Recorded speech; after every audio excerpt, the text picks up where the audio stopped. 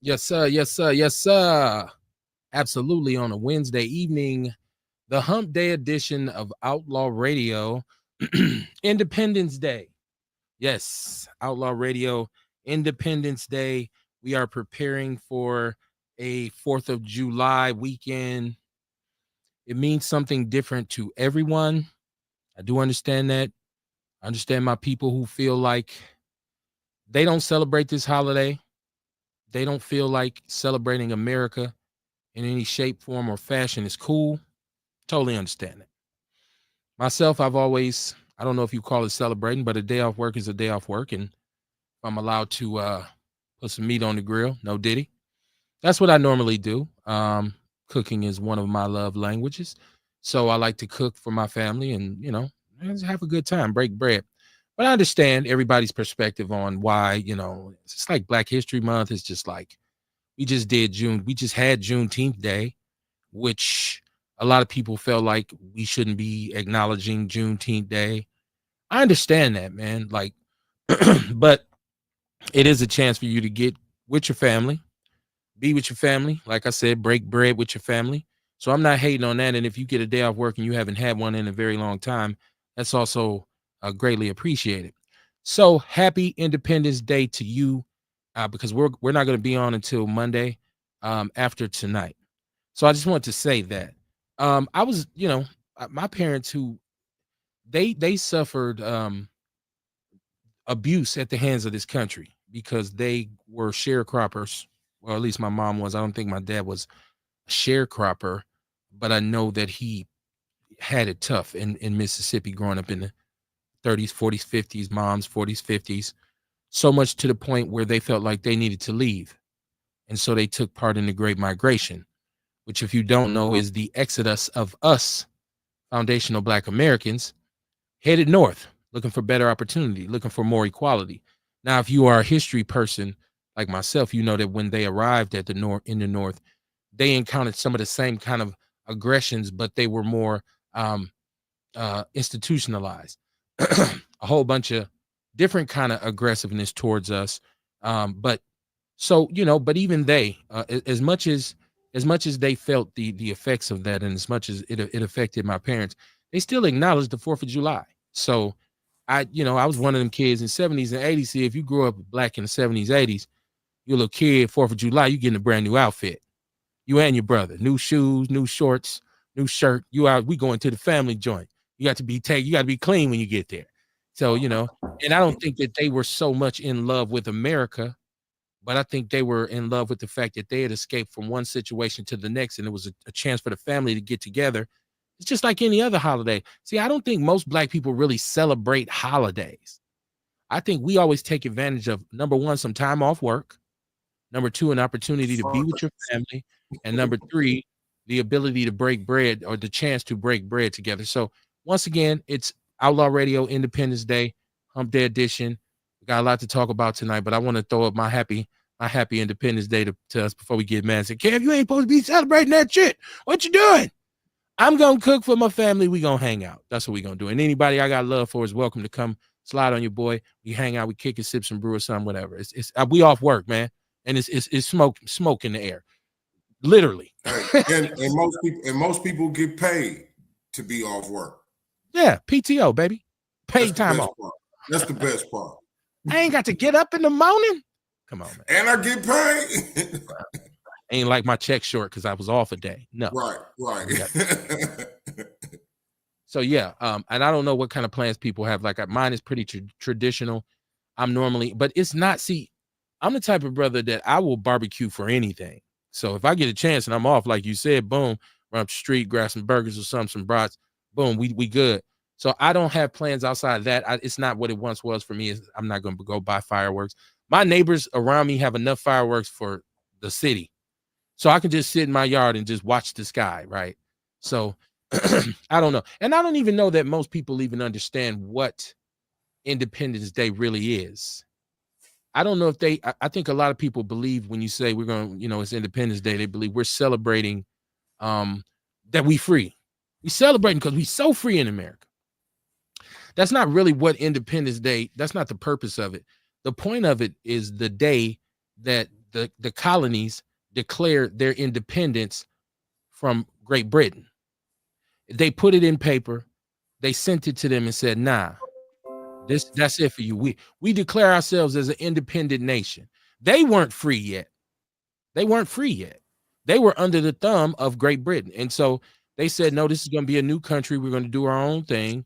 Even the name, the United States of America, came later. That was simply the declaration. The day they finally said, hey, man, we writing this paper up. We finna send it to England and let them know ain't no more of that. We free now. We're independent. I'm sorry. Thus the name Independence Day. It's not called Freedom Day.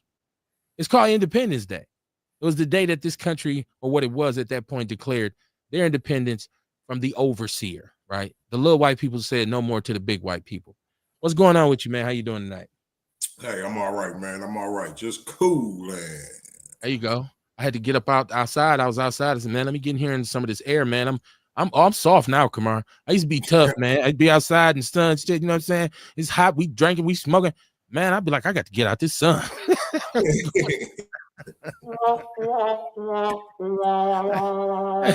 need to go get up under this air. You got any plans for anything today? Out there? Well, it's hot, but that's what we want. I'm not complaining about the weather. I'm just saying, you gotta get up out of that. You get old. You got any specific? I know you don't necessarily even celebrate holidays by and large, but anything, any method, any rhythm to what you're gonna be doing on Independence Day?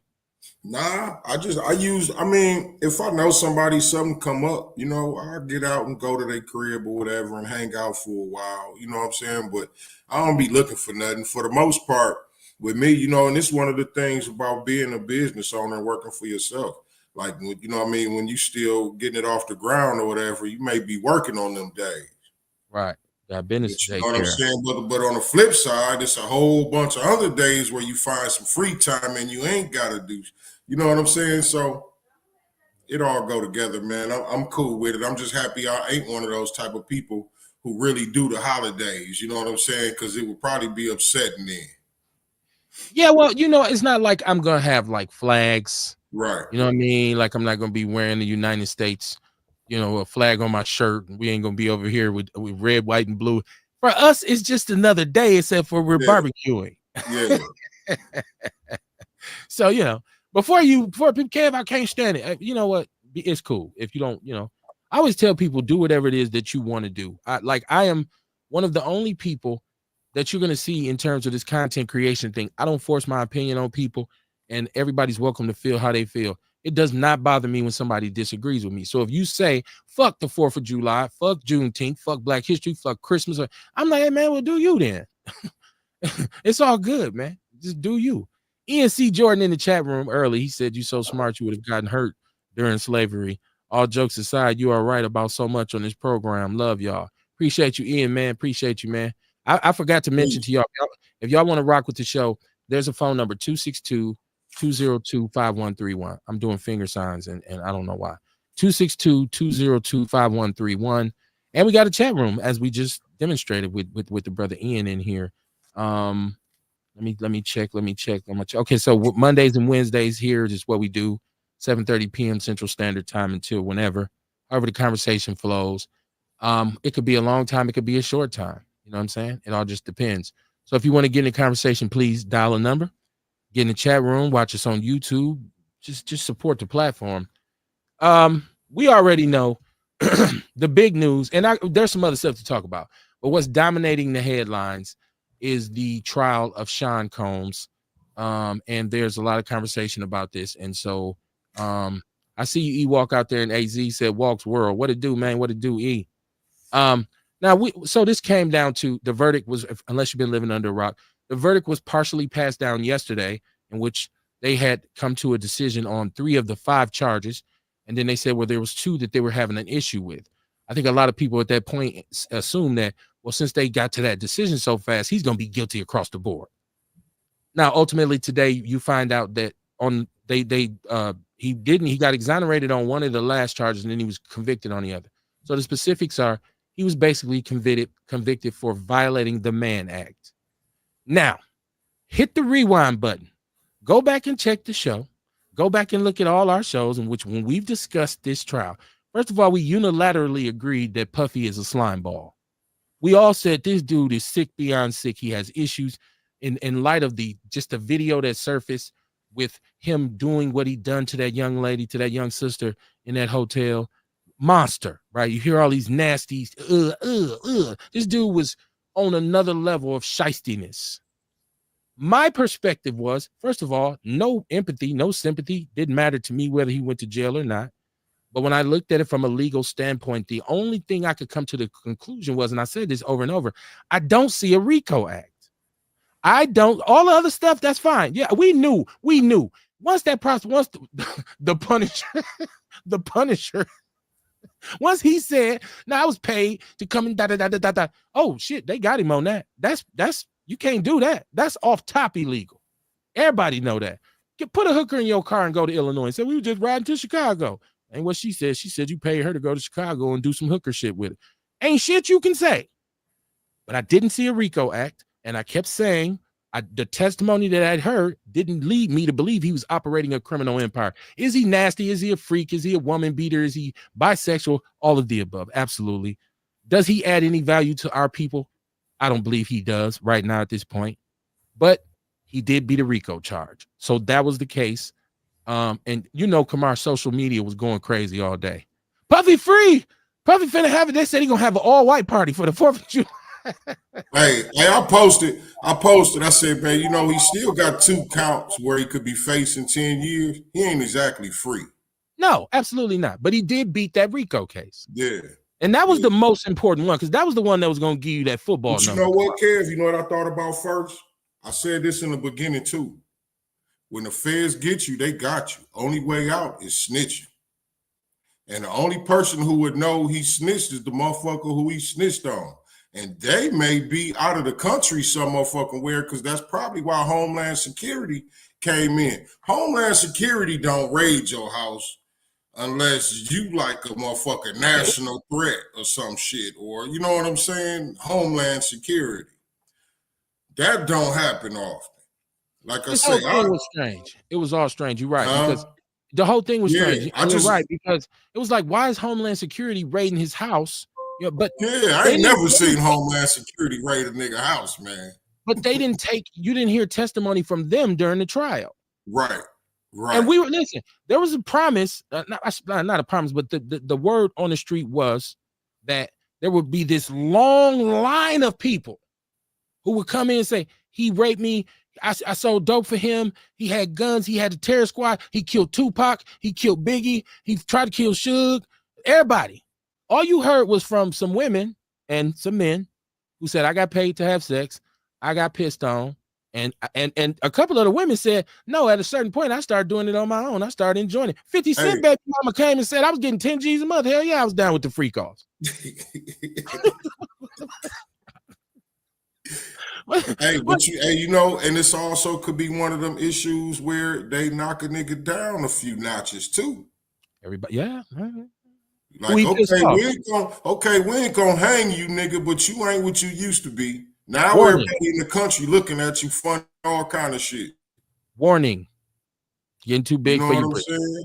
Yes. Could be. Like it's a lot, man, like where that could be going or where it could have went, I mean, too. Like I say, the feds get you, man. They got you. You can snitch your way out, but we wouldn't know it unless the motherfucker who got snitched on tell it.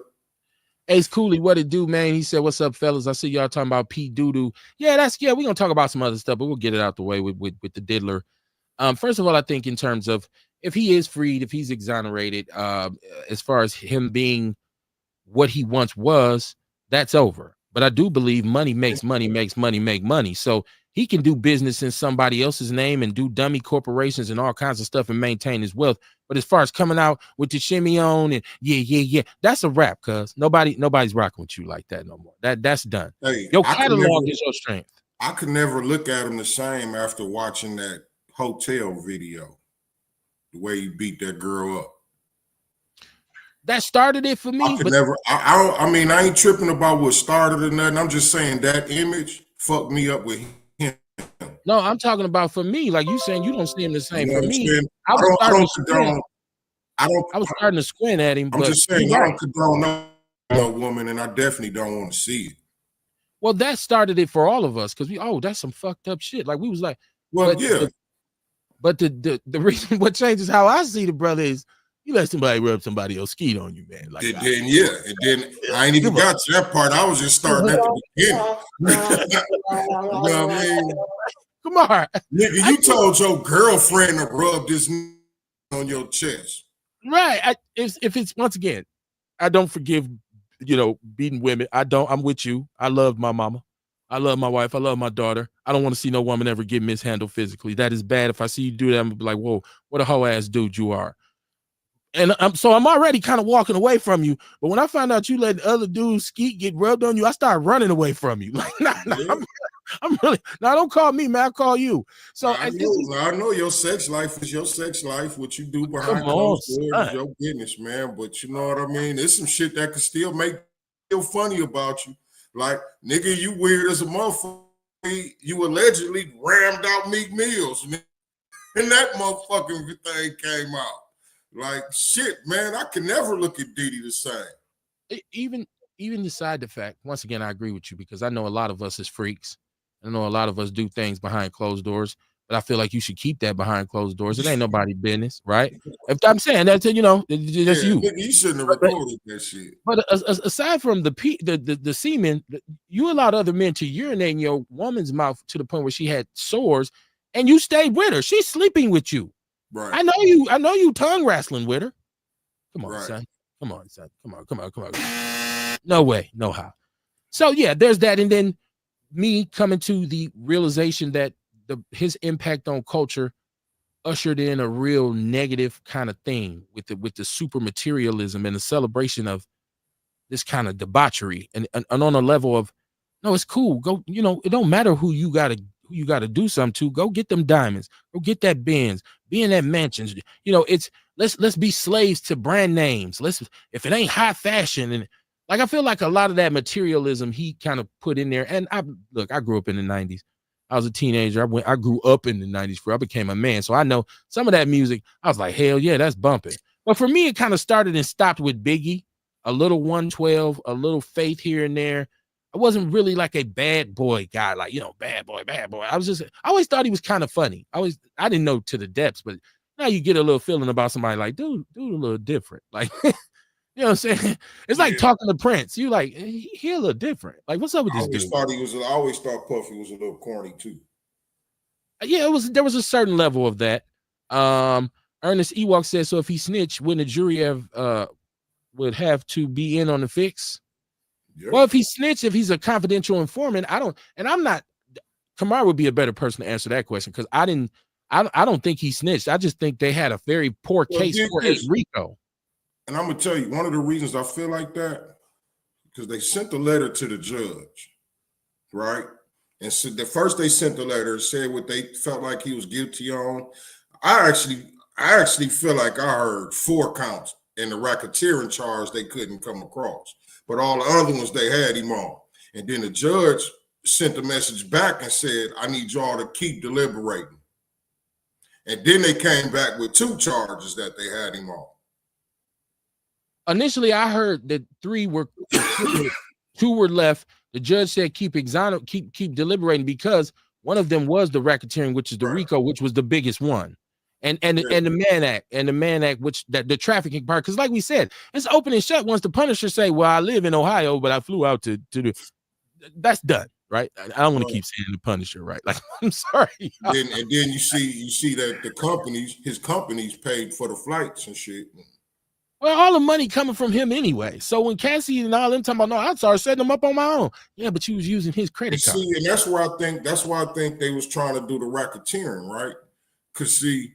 Without him, none of that shit be going on. Like you talk about the car getting blown up and all that type of shit. They was reaching a little bit, but you know what I mean? Without him, would nothing be going on. And you gotta have a boss, a main motherfucker in the racketeering. And that's why I think they was shooting at him for that. They may have been they may have been charging him with the wrong shit. Erica Hunt, what it do? She said, what up, Outlaws? How you doing, sis? Welcome to the show. Share. Tell a friend. Dion said, free Puff. Really? Okay. Free Puff. Free Sean. I can't condone that because, you know, he beat the cases, but it's still a whole bunch of other foul shit that we know he did that they just couldn't charge him with. Moral Like, shit I versus law. can't say free a nigga that beat the shit out of a girl. You know what I'm saying? That I'm watching on a video. I just can't do that. He said, Fuck him. I don't give a fuck what nobody says. And free R. Kelly. And free R. Kelly. Oh, okay. Well, free R. Kelly too then. Yeah. Beauty Waddington, how you doing, my sister? She said, hey, y'all. Hey, how y'all doing, man? Y'all come on in. And I like to know how people feel about this. I'm always interested in what everybody says. But like I said, I thought, aside from any kind of conspiracy or snitching, Kamar, I just thought that it was a very weak RICO case. Yeah. That was my whole thing I just said all this other shit is all in the game, but the law is the law. And if you're going, because a RICO act is something that's supposed to go against a nefarious, like you saying, he's the boss, he's the central figure. I feel like it probably wasn't enough criminal activity. That's what I'm saying. It was a weak, that was the worst RICO case I've ever seen. Right. They was, except for the one that's, you know, go ahead. Except for the one that's coming up against Fat Joe, which is supposed to be a civil RICO case, which I didn't even know you could do. Hey, Kevin, and that's why I feel like this might be one of them cases where they knock a nigga down a few notches. Cause like now we gonna embarrass you and shit, cause they put all the emphasis on the freaky shit. The wild freaky shit. They was showing the jury freak. I'm like, what is that? Instead of shooting at the direct crimes. Weak ass case. You know what I mean? You don't care that he's gay. I think a lot of what they was at was to try to shoot his character, knock his character down. It also shows you what about $4-5 million can do in terms of legal defense. That boy had 8 lawyers. Oh yeah. And one of his lawyers was the lawyer who just got Young Thug off of his RICO.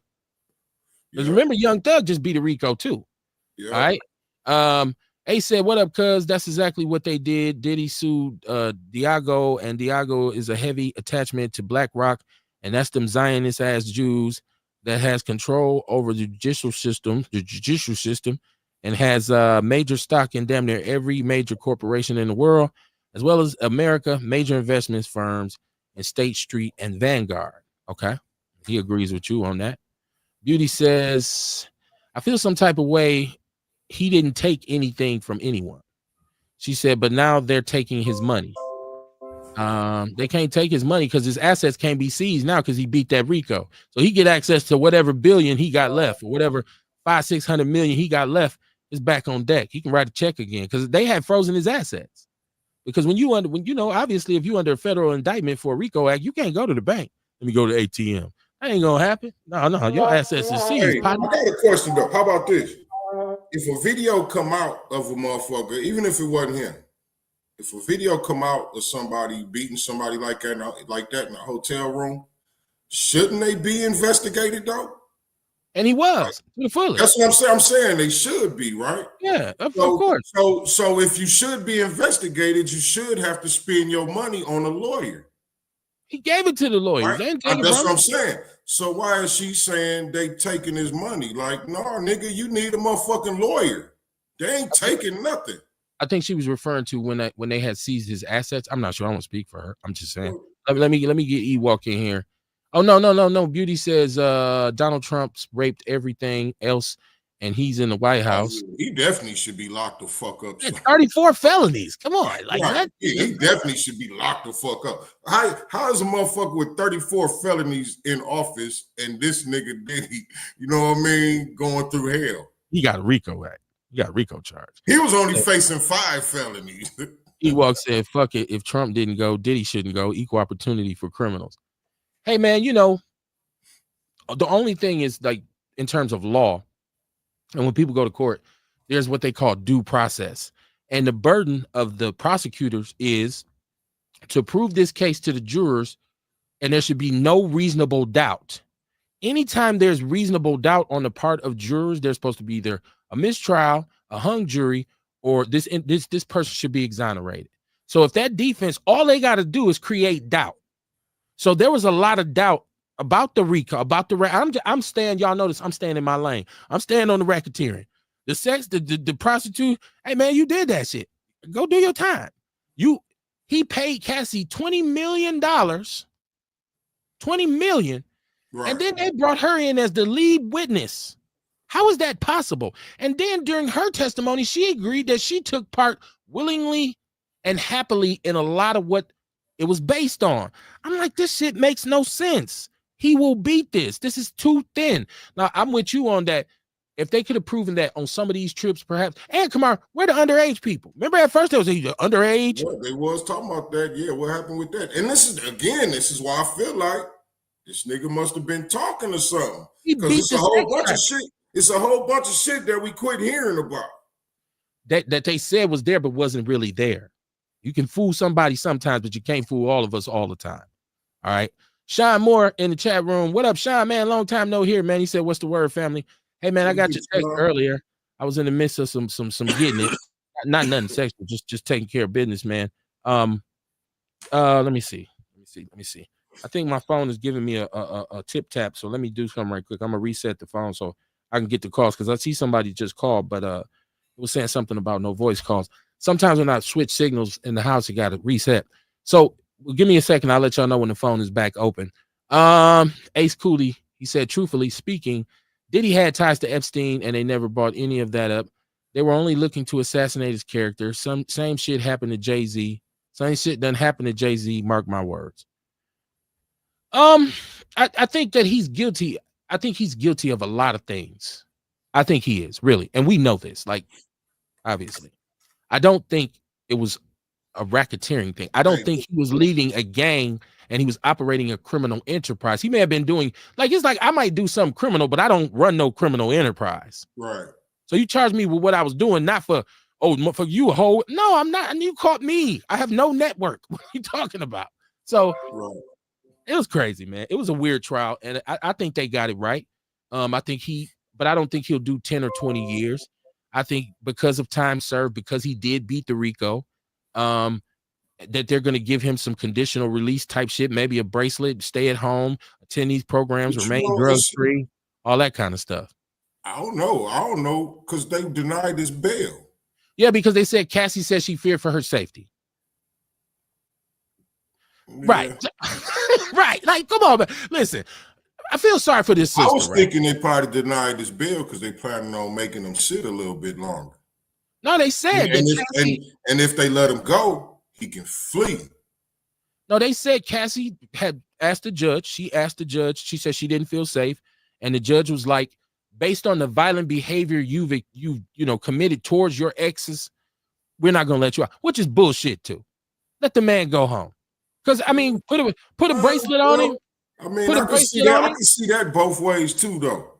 Put a bracelet on him and monitor him. If he violate, then lock his ass up. Nigga, if we let you out, go home and see his family. If we let you out, you can easily tell somebody to go do something. You could, and then if we keep you locked up, but if we keep you locked up, we can keep tabs on you a bit better. He probably can call that shot from jail, though. I could kind of see it both ways. But I mean, you can be monitored better locked up. Allegedly, people have called shots from jail before. Yeah, they have, but trust me, you can be monitored better in jail. Absolutely, you in a damn prison. Yeah, they monitoring the shit out of you. That's what I'm saying. I mean, things happen, like it's like motherfucker. Because a lot of times it's not you that do it. It's somebody who think they riding for you, like his motherfucker. Oh, I'm good. So it might be better to say no. Stay your ass in here until sentencing. I still feel like whatever time he's done, he's gonna get credit for time served anyways.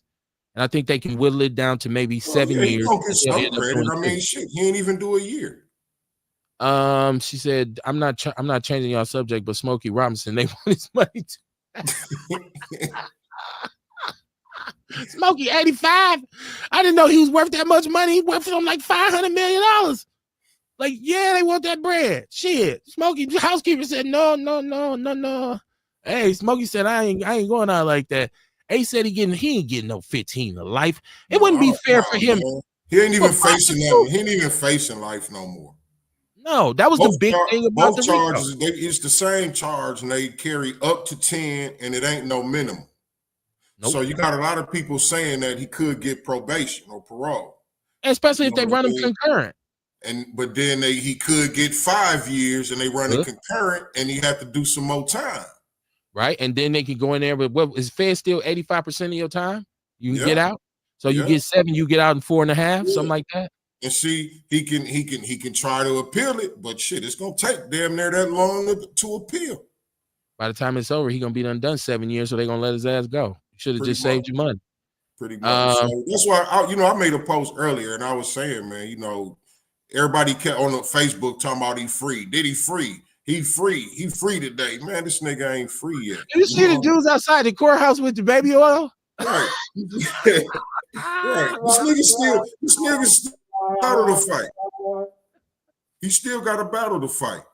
You know what I mean? He off the hook. You know what I mean? Man. We don't know how that judge feel. Yeah. The judge could say 10 years, run them concurrent. He could say 10 years one case, 10 years the other case. Run them consecutive. What the fuck? We won't know until October. Right. We won't know. I think his lawyers is going to be still working overtime. There's going to be some concessions made because, first of all, that judge has to say, I'm not going to lie. The most serious thing here was this racketeering thing, and he's innocent of that. Mm-hmm. So I can't really send the man to life. We talking about somebody getting caught. It's like you getting pulled over for talking to a prostitute. They give you 15 years. Right. Like that. They can't give you no more than what the case is. And even with that, like you said, no mandatory minimums. Man, them lawyers is they writing right now. Hey, now one thing, he could get 15 years. Good. You know what I'm saying? We don't know yet. I still think it'd be foul for a dude to get 15 for having for prostitutes. That'd be cold, wouldn't it? That'd be fucked up. But that would also be karma for what he's gotten away with. For flying the motherfucker in and shit. Just for a party. Like any of us can get caught up in that. You know what I mean? Like, yeah, man. Our brothers love to have bachelor parties and hire strippers, right? Right. So we're having in Chicago and we bring some strippers up here. Now, if anybody has sex with her, nigga, that's a case. Damn. Don't take no baby oil. Sean Moore said, I message you, bull. You can read the message you want to. I read it. I'm gonna be there. Okay. I don't know that I'm gonna be there. I got to look at my schedule. I didn't look at the dates. I briefly read it. I saw it, but I didn't read the whole thing. She said, baby. However, I may need a reminder, man. My days be running into each other. I'll be busy as shit every day. But I'm Mama Jenkins in the chat room. She said, good evening, my Outlaw family. Puff got money and he will be good. I don't agree with him beating his girl ass like that.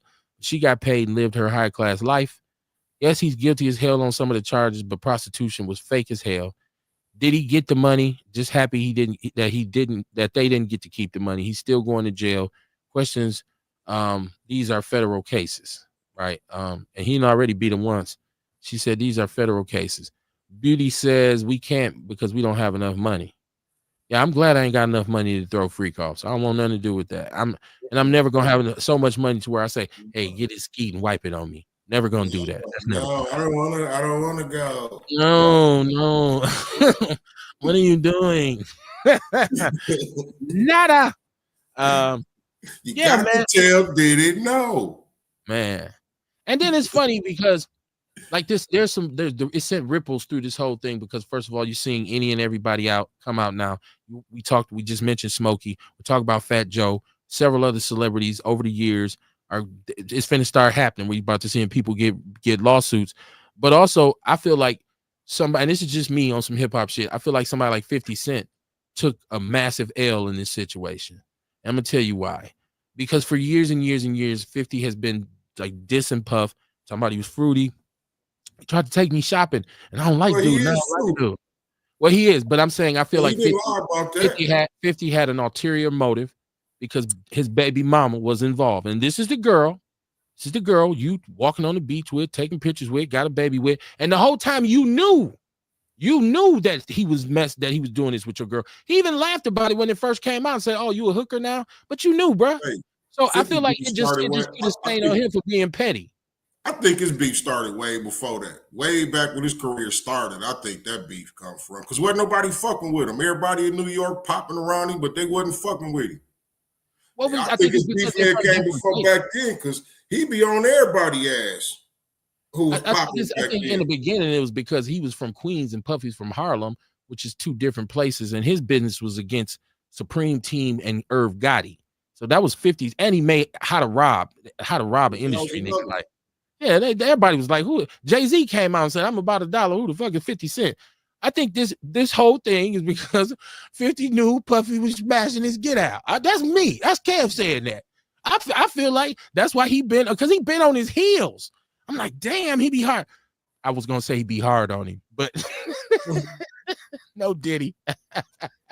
I just feel like 50, because 50 is always the king of the petty troll, and you don't want no smoke with him on social media because he'll go at your ass. But this just made when they showed the picture, I seen the meme when they showed the picture of him on the beach with his girl holding hands with the baby, and then Puffy with some baby oil pouring it on her on the other side. I was like, that the internet is fucking cruel.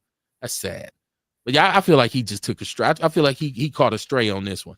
I mean, it ain't gonna ruin his career, but I'm just like, bruh, that's why you didn't like dude. I don't think he took no L because Puffy beat the case. That's why. Not about him beating the case, about him having his baby mama involved so heavily. Her testimony was crazy. Her testimony was like, yo, and this indicated that even during the time she was with 50, she was doing this, and 50 found out later. So that's been his hate for. That's what I'm saying. It ain't got nothing to do with Puffy beating the case. It just got to do with him. Like, if somebody messing with your girl like that, you like, oh, this whole ass motherfucker. Oh, hell no, I don't like dude. So once again, that's me. I ain't asking nobody else to agree with it. I'm saying I feel like 50 took one. I don't. If you don't know, we can't leave 50 alone. My bad. My bad. I just feel like he did. He be petty with everybody else. He came out and cheered, was laughing when Irv Gotti died and all this. So, you know, sometimes you up, sometimes hey, look, all them niggas was shitting on him. So he got beef with all them niggas, man. Tell me which. I'm trying to think of one who he don't. One of them niggas that was popping back then. He don't fuck with none of them because they wasn't fucking with him. I think the biggest beef he had was with Murder Inc. because he felt like they were with Supreme, and that's who shot him allegedly. Yeah, definitely that. But he was cool with everybody else. Who? I mean, Jam Master Jay signed 50, so he had love. I know. And Jay put him on. That was the only nigga that would fuck with him. Well, he lost his record deal. Jay lost his deal, and 50 got paid. He got paid. Because Jay paid his record deal off and gave him some bread, but Jay was done by that point. Like, did nobody want to give 50 a chance because they felt like he was a live wire. They thought nobody control him. One of them kind of niggas. I wouldn't have gave you no chance either if you just made a song about stealing my jewelry. I'd have been like, nah, bro, I'm good on you. I ain't worried if you a live wire or not. I'm just not messing with you. But you know, he always been a troll, man. He been a troll his whole career. That's a fact. Who is this? This is this Beauty. She said I'm sorry. This is Mama Jenkins. She said they all were freaks. Who was Jane? I don't know. Who was Jane? They never said Jane. Right. They never said who Jane Doe was. And I wonder why. She was, I guess, some confidential. I got to call her. Let me see if my phone is on deck. Caller, can you hear me? I can hear you. Can you hear me? I can. Who this? What's going on? Man, what's happening, man? I'm good. Is it Sean? Nah. Nigga, this Murder Mill D, huh? Oh, man, you disguising your voice and shit. Hey, nah, you know, I had to call and talk some shit. You know, motherfuckers gonna be jumping on that highway in the morning, headed to the loop, you know, representing for the fam, you know. What's going on, man? You know, like I said, free Puff, free Kill, you know, free all my niggas is wrongly convicted. I don't give a fuck what no nigga did. No motherfucker deserve to get prosecuted by them white folks like that. On the real. So let me get a little clarity on that though before you even go on. Now, why is it free R. Kelly? Explain to me why should R. Kelly be free? Kel ain't did nothing wrong, man. He said it in his song. He married a 12-year-old girl. Dion, he married a 12-year-old girl. He legally married. That's what they say. No, there was the marriage license came from Cook County in the state of Illinois. It was legitimate. Okay, they could have fraudulently forged it. No, her parents were up. Man, you can't tell no nigga from Chicago about R. Kelly. Her parents and her uncle, who was a big time executive, were in arms, and that destroyed their relationship with R. Kelly. Would you saying it didn't happen? Listen, I ain't about to get into the man's personal life. The only thing I know is that he should be free. He should be out here to be able to live his life. You know what I'm saying? I Now, don't get me wrong. You know, he didn't. Oh no, man, he married a 12-year-old girl and that should be free. I don't know that he married a 12-year-old girl. That's what they say. You know what I'm saying? I wasn't there to know that he married her. So you don't believe he married Aaliyah, is what you telling me? I don't. I don't. Okay. Go ahead. Go. I'm not gonna even waste time on that. Go ahead. What else you got? All right. Oh, nothing, man. Just chiming in with you guys, man. Tonight is the last night I know you're gonna be on, and Monday you might be kind of a little hungover from the weekend. So I came to fellowship, man. Can I fellowship with my guys, you man? Can, absolutely. But when you call and say, like you say shit sometimes, I believe you just like to hear the sound of your own voice. No, I really believe that R. Kelly should be free. You know damn well R. Kelly married Aaliyah. Stop it, man. I do not know that. I do not. She said it herself. You don't believe her? Well, I have to Google it if I heard her. You never seen or heard nothing about. You never seen the video? Okay. All right.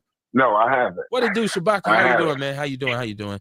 I wanted to take a minute though, since we here, and it is Independence Day. The big beautiful bill, Trump's big beautiful bill, just passed. And if you look in this bill, and it's so long and it's so much to it, I don't know if a lot of people understand that. Number one, I'm gonna kind of give the main idea of it. Number one, it provides tax breaks for wealthy people. It further empowers his millionaire friends, but it applies the largest reduction in Medicaid that we've ever seen, along with SNAP benefits, which are basically food benefits. So you're going to victimize elderly people and children, because regardless of what you think, there are a lot of children who actually need their parent, their mother, their father, their grandmother to have SNAP benefits. All right. But this whole thing about taking Medicare, and it's adding money to the deficit, trillions of dollars. It is super empowering the military, hundreds of millions of dollars going into the military budget. Now, we just noticed that this dude used the military against the American people. Isn't it a coincidence that now he's going to turn around and empower that same military with more money? But here's my thing. All these senators and congressmen that we supposedly have there to represent us, y'all ain't shit. Y'all have allowed this man to run rampant. The judges who we thought would be our last line of defense, especially the Supreme Court, has shown that they love them some Trump. They've even gone so far to stop the power of state judges to enforce injunctions on some of his crazy executive orders. So Trump is right now having his way and doing the worst shit that you could possibly do. My faith, once again, I said, was in the people. The people have done what they're supposed to do, but you see that he's willing to turn his own military against the people. But people are still saying that, like, I love the minister. I've never met him, but I feel like he's the most credible black leader we have. I hear him speak highly of Trump.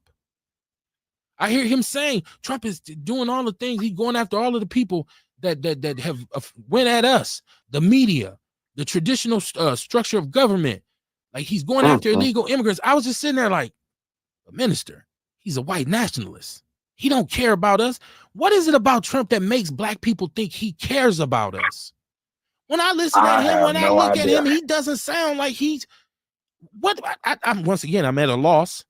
I love to hear the dialogue between us about Trump, because some of us really do love him. Like, I have friends who I'm friends with on Facebook, and I wouldn't have thought that they would be, because when I'm looking at him, something as micro as I'm going to rename places after Confederate generals. Why are you renaming things after Confederate generals? Anything that threatens whiteness, Trump big ups it. Anything that's about any other culture, anything else, he says it's anti-American. But people still love him. This alligator, what is this? This alligator Alcatraz, where I thought y'all was bullshitting the other night. Man, that shit up and running, ain't it? Yes, he got this, and they are going to put illegal immigrants there. They taking video of alligators swimming. I'm like, so he can just do whatever he wants. It does not matter. And our senators, our congressmen, man, y'all, I'm gonna go ahead and say it, y'all some pussies. Some bitches. Y'all some pussies. Hell yeah. Nobody's standing up against this dude. Nobody. Yeah. So like the one brother said, you know, we could be mad at Trump, but we got to be mad at the people that enabled him with this bullshit. You know what I'm saying? That's why I said if you voted for Trump, fuck you on the real. And everything that he's doing, we already knew he was going to do it. It was all in Project 2025.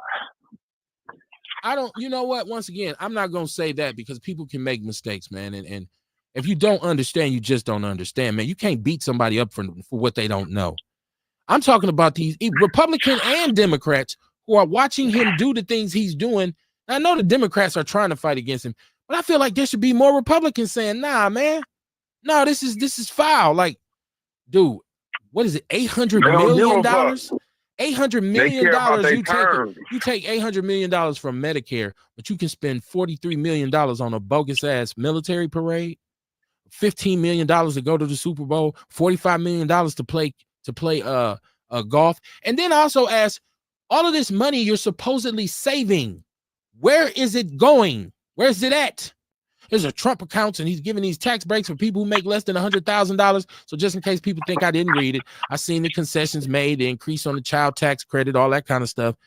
But that's minimal if you're talking about taking health care from people who don't have the ability to take care of themselves, for children who don't have the ability to feed themselves. I don't care about you're going to extend the child tax credit. You're adding more to the deficit. You're putting our country further in debt, and our economy is for shit right now. Look at this is not a good environment for business. Most major corporations are in a chokehold. They're in a hold pattern right now. They don't know what the fuck finna happen with these tariffs. It might make it impossible for a lot of corporations to even do business. I seen Nissan do a commercial and they were saying like, no, we lowering the price of our cars. They even mentioned we don't know what's gonna happen with the tariffs. I said I ain't never seen an automaker commercial saying we don't know what's gonna happen with the tariffs, but we gonna lower the price of our cars just so people can still afford them. Shabaka, what it do, man? What it do? He said, you always right about Paris. He said I had to cut that dude loose. He said I had to cut that dude loose.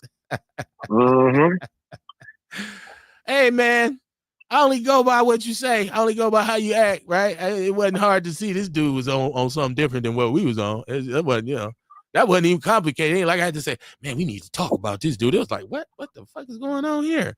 Hey, man, once again, sometimes you got to take a look and see what you got going on around you.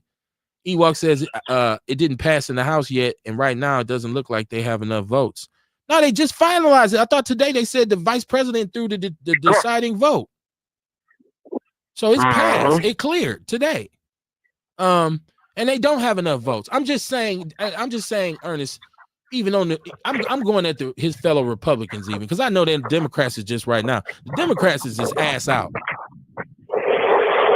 God damn, boy, what is you doing? Feeding a tiger? Mute up, Dion. No, that's his wind out here. Hold on, I'm going to mute you. That's his wind. God damn, sound like that. He feeding a lion at the zoo. Let me see. Trump belongs in a jail. He's a jailbird. Dion, stop this crazy shit. This is Mama. This is Mama Jenkins. She said, Dion, stop this crazy shit. R. Kelly was just fucking young girls. That's why his black ass is in the pen playing with his balls now. Damn. Yikes. Shabaka saying Corey says alligator Alcatraz is full of snakes, alligators, anacondas, and all that shit. This is a crazy time, man. Kerry Walker Jones said, don't forget about the money to fix the plane. Yeah, you got a whole plane given to him by some Arabs, man. Some people who you talking about, oh, we're gonna make sure Iran don't have nuclear weapons because they're known to harbor terrorists. You just accepted a whole gift from a country that's love terrorists. That they got to spend billions of dollars to strip down and search and then put back together before he can even use it. When you already have a plane that taxpayers have provided for you. Oh, well. I hope he get out of office. I don't know. I don't know what's going on. No, I'm saying in 4 years because they got to strip it down. They got to make sure. That's what they say, though. You know what I'm saying? Like this was just some fuck shit. You know what I'm saying? It was some real life fuck shit. And there's a lot of people that enabled that bullshit. And they're going to suffer the repercussions. Mama Jenkins, you're right. Elon Musk did say those Republicans who voted with him will be looking for a job in the next election.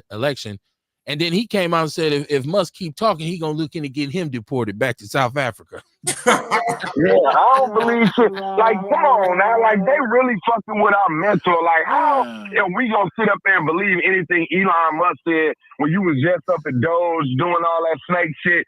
Get the fuck out of here. Yeah, but Dion, wouldn't it make sense to believe what he says because he's been on the inside? He knows where the bodies is buried. Wouldn't it make more sense to listen to what he said? I'm gonna keep it real with you. Listen, I can't. That's nah, man. I wouldn't even. No, I don't give a fuck what he said. I wouldn't believe him. So if he comes out and says Doge was a waste of time, we was on some bullshit, Trump is foul, y'all just don't know, you gonna say I don't believe you, Elon. That's what you gonna say? Because you was up in there with it. You was up in there. That's the thing, though. Like, how can you be with it now? You not with it. So which one is it? Changed his mind. Man, fuck dude. He can't change. Nobody can change their mind with Dion. If you say when you was 5, if you said one thing, you still that when you 55. Dion like, no, I don't believe you, cuz. I don't believe you a snake. We was right along with him. You know what I'm saying? You know. So I definitely don't believe him. Let me see. There's just so much foul shit that's going on, and damn, it's raining, man. Oh, is it raining? I'm trying to wash. Hell yeah, that's why that wind was up like that. I'm trying to wash my clothes because I like to wash my work clothes at the laundromat. I ain't fucking with that garbage shit, put it in my washer. So I like to go to the laundromat to wash my clothes. So that's what I'm out here doing. Shabaka Sankor, he says Microsoft is about to cut 6,000 jobs. Wow. Mm-hmm. This is Ace. He says the Democrats are in it, Kev. It's been a great compromise of 2025. It's a big game of good cop, bad cop. So fuck the Democrats too. We ain't got no friends. We have to rely on us. I think we've said that many times. All I said was they didn't have enough votes right now in the House. I didn't say nothing about them not being, you know. But so when I say you're a pussy because you follow along, if you don't got the votes, you don't got the votes. I was mostly speaking into Republicans who what the hell? Boy, you're gonna have to get you a studio, man, because I can't be dealing with you driving through traffic and shit and loading clothes. That shit all in my ear, Dion. Mute your mic. I'm outside the truck now. Yeah, I wouldn't come on, man. I don't know why people think Democrats are all like Negro loving white people. I mean, there's some conservative Democrats as well. I'm saying anybody who's an elected official right now who's not speaking out against this, do not understand if you're a Republican and you speak out against him, you pretty much putting in the coffin, your career in the coffin. For their jobs. Yeah. So, but what you gonna do? Because he can't live forever. He can't stay in office forever. What you gonna do when it's time to pay? Because everybody got to pay for there's no individual on this earth who's untouchable. There's no such thing. No, everybody's gonna have to pay for whatever it is that they did. And sometimes if you were complicit to certain things, you're gonna pay a price as well. So I feel like when he ain't here to protect you no more, because I feel like the wrath of the people gonna have to look. I feel like something is coming, Kamar. I feel like we head into a situation where it's gonna actually be our military firing on citizens because people are eventually gonna say, "Dude, this is too much." When he better come with some kind of fix for this Medicare, because when people's grandparents and elderly and they start dying because they don't have medical care, hey man, you about to have it's about to go down for you. Ain't never lied about that. He said that's a Senate vote. He said either way it go, they don't have the numbers because the majority rules, right? In the House, in the Senate, wherever, and the Democrats have the House. Yeah, I think they did say what's his name, JD Vance was the deciding vote on that shit. Right. He was the deciding vote. That's what I'm saying. So let me go. Let me make sure, because I could have swore they said it was finalized now. It was done. It was gonna go down. Boy, you killing me. My ear is hurting like a motherfucker, Dion. Hold on, I'm about to mute you. Your shit real sensitive. I know. I'm outside. That's why I wear headphones, man. That's why you see people with headphones so they can hear and they won't have an echo. Let me see. Big Beautiful Bill. In the meantime, let me catch my chat room. This is said they probably got it out the junkyard. Talking about the plane. That's Shabaka. Ewok said they Trump that. Yes, he did. Yep. He said the electric vehicle mandate that Elon, and that was a Biden thing too, that where they was giving credits for, he's destroyed the electric car industry. Said after Senate vote, okay. Passed the House, representative. Okay, so did it pass? It says yes, the Senate has passed it.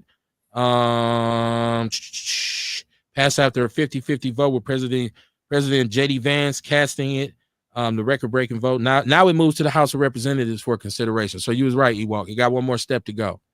So it cleared the Senate. Okay. So y'all should have seen the weather here in Vegas yesterday. What was that about? It was street lights and shit laying on. Did they have an earthquake out there?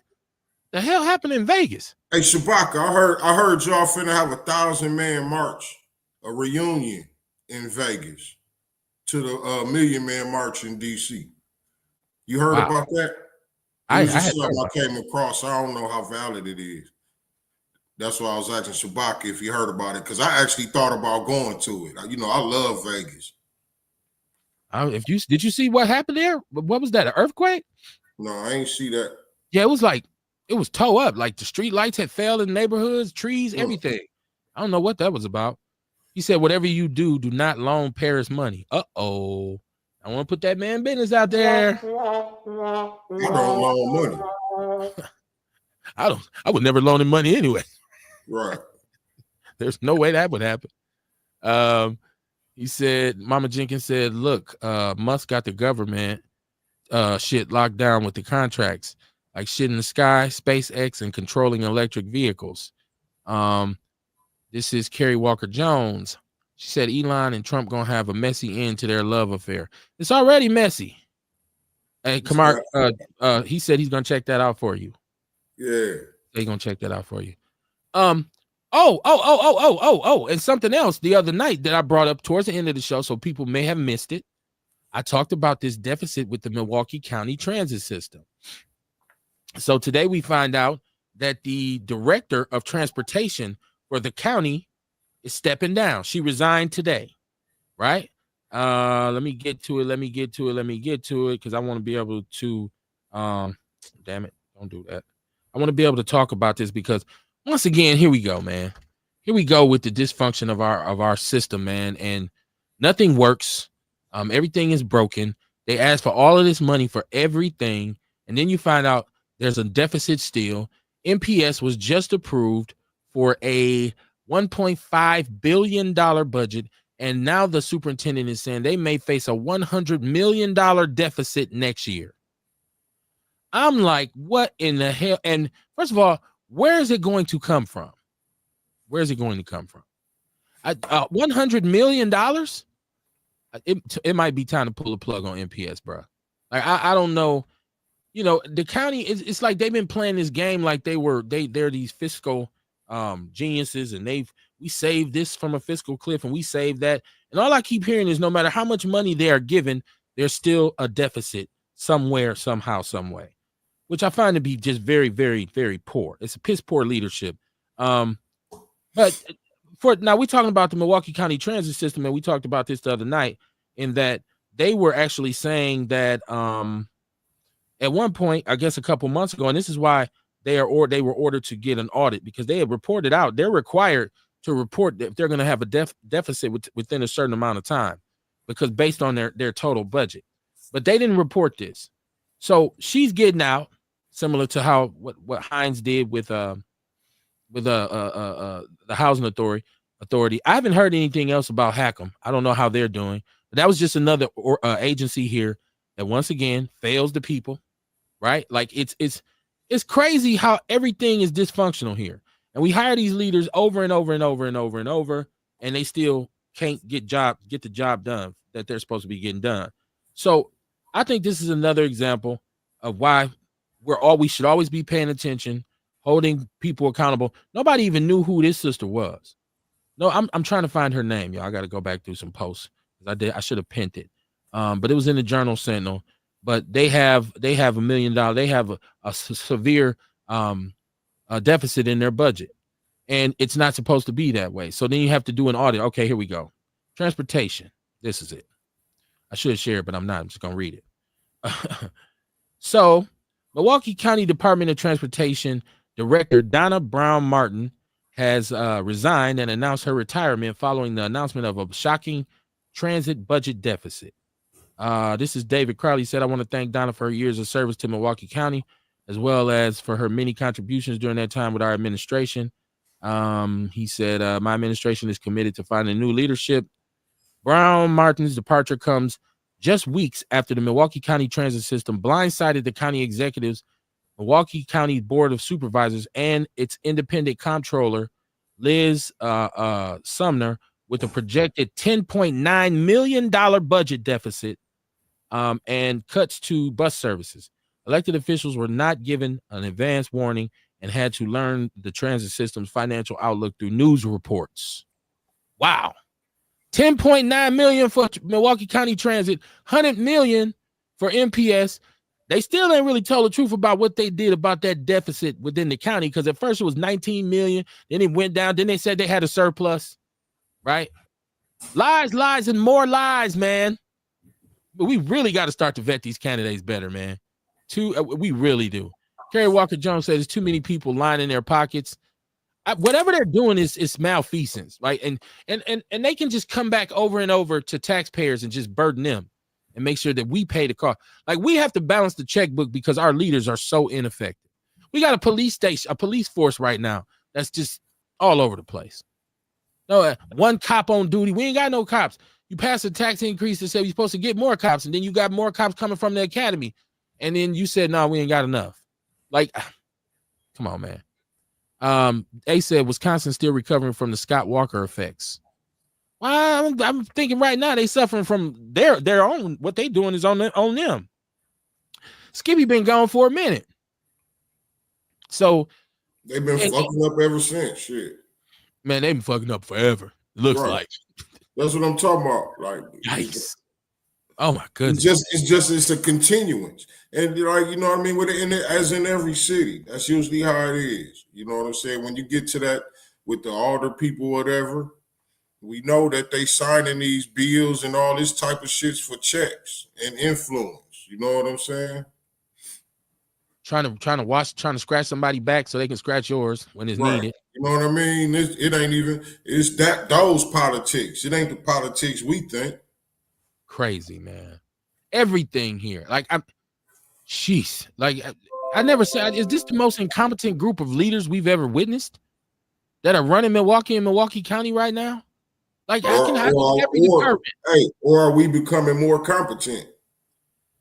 And every department has a deficit, but you have celebrated $200 million in tax generated revenue that you then gave away on some pension plans, and then 10% of that went to the Fire and Police Commission.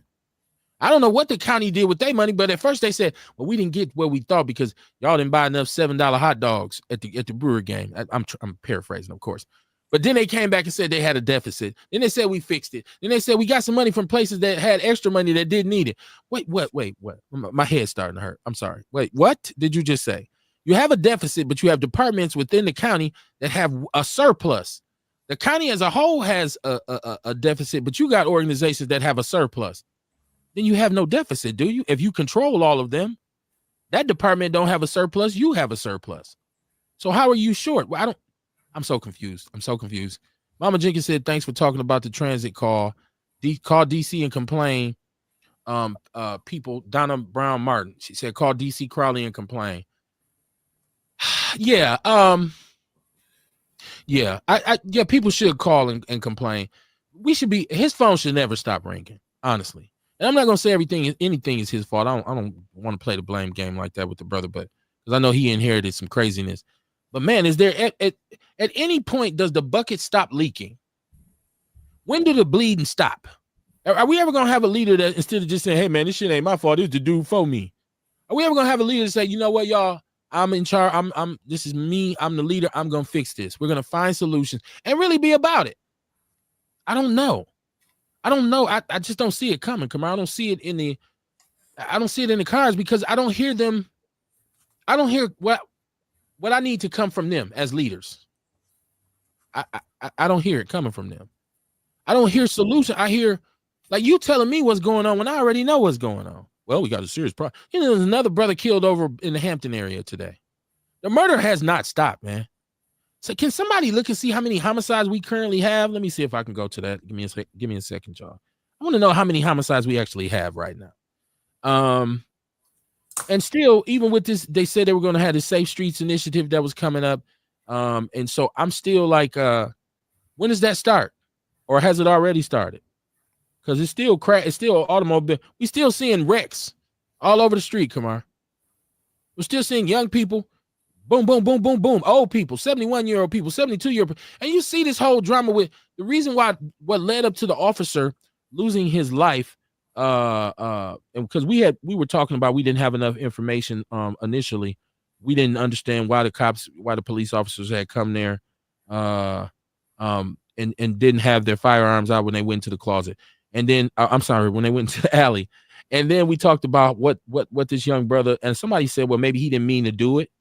I did. I'm the one saying that. But now we find out that this all started because there's a group of girls, a group of females fighting because somebody over his garbage ass cheated with somebody, and there was one group went got another brother who came with his gun. So the other group called this brother who came with his gun, right? And so he then went in the alley and hid. So he knew those were police officers. He knew. Hold on, Kev. Say that again. He knew they were? He knew they were police. First of all, it was the mouth of the alley. It wasn't like deep into the alley. It's like when you first walk into the alley. He knew they were police officers. Now, why he opened fire on them? He had an AR-15, which I said, remember Kamar said he had a rifle, probably an AR-15. The criticism, or I should say the controversy is, shout out to the homie Eddie Silas who owns Prolific Firearms. All right. And Eddie's been on here and we were supposed to do some business. It didn't really work out. Cool, no harm, no foul. It wasn't nothing, personal. It just paths just kind of split. But in the newspaper, they hurry up and said the firearm was purchased from Prolific Arms. Right? Ooh. Yes. And put a picture of him up there. Yeah. And so I shared it in the People's News Network because he responded and said, no, it wasn't the firearm that was purchased from there. It was the lower unit. If you know anything about putting together AR-15, it's different parts and different components. And so the lower unit is basically where the trigger housing and where you put the magazine in and this kind of thing. That's the actual part that make it pop, pop, pop, right? So you can replace customized lower units, upper units. You can build a rifle into whatever you want, an AR-15 into whatever. That's what makes them so dangerous because they're easily customizable. But he said basically that was misinformation and they was working with the police to get the story straight. And he said they went through the normal protocols. And he also said, we didn't approve the sale. The governing agency, the Department of Firearms and all that, they are the ones, after information was submitted, they approved the sale. So that's what we did. And really, and that's how they should be reporting it.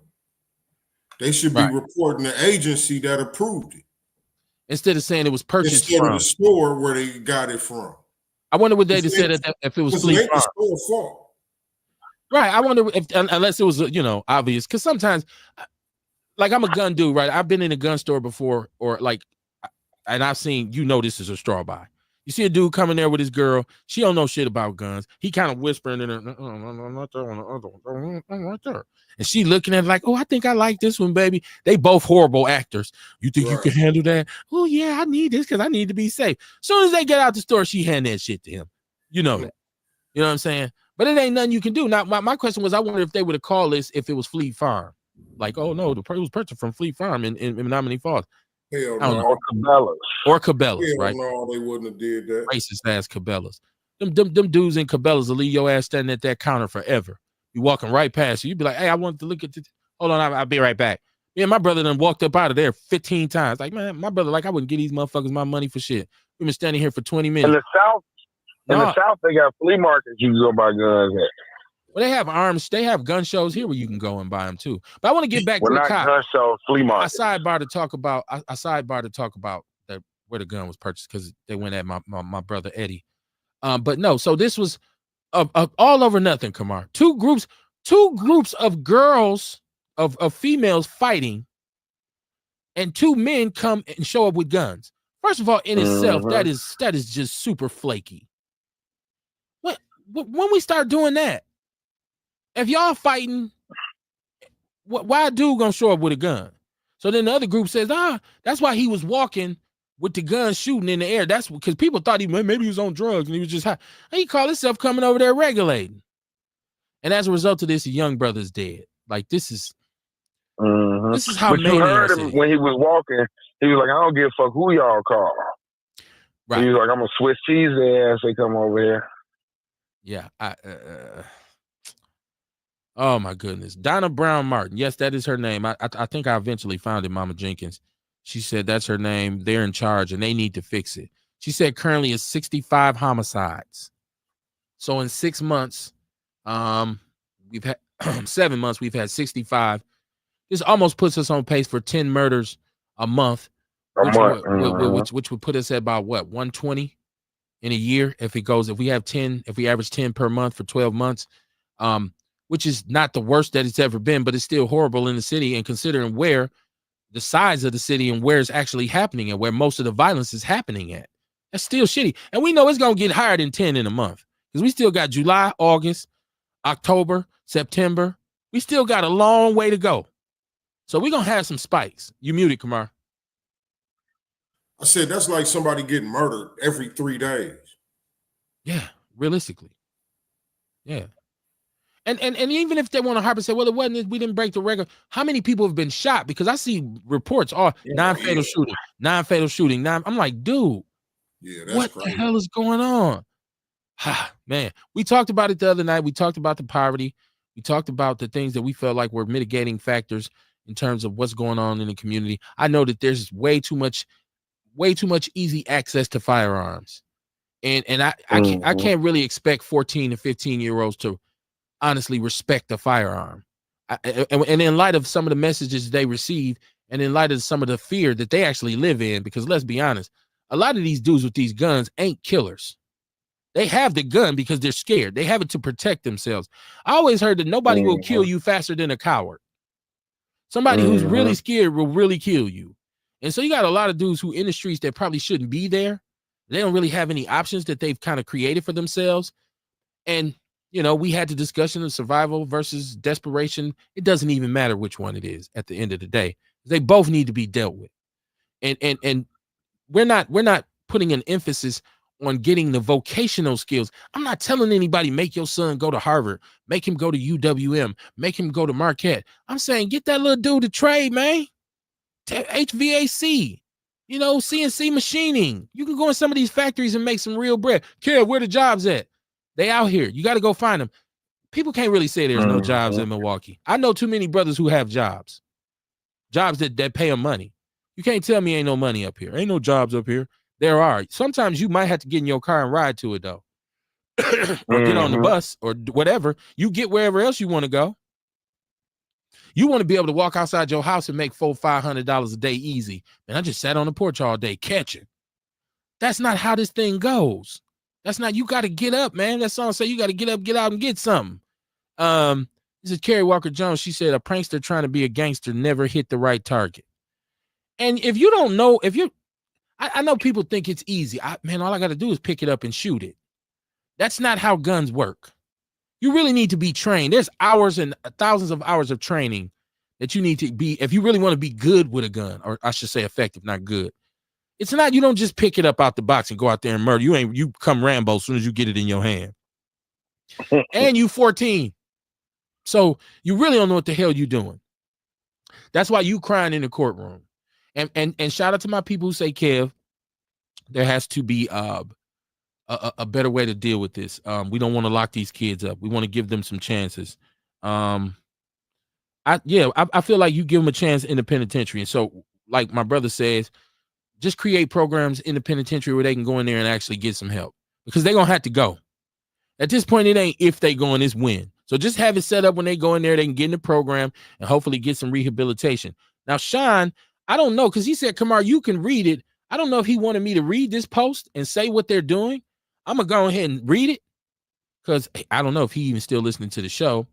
But this is Sean Moore. And I don't know why he just didn't say send me a link. He could have came on here and talked about it himself. He might be out and about. He says, Monday, July 7th at 11:30 a.m. at City Hall, We're bringing together men from every corner of Milwaukee, streets to City Hall to honor Officer Quarter and take a stand as men who care, protect, and lead. This ain't about politics, praise, or programs. It's about presence. It's about each of us pledging to step up, share info, check on each other, and stop the cycle before it starts.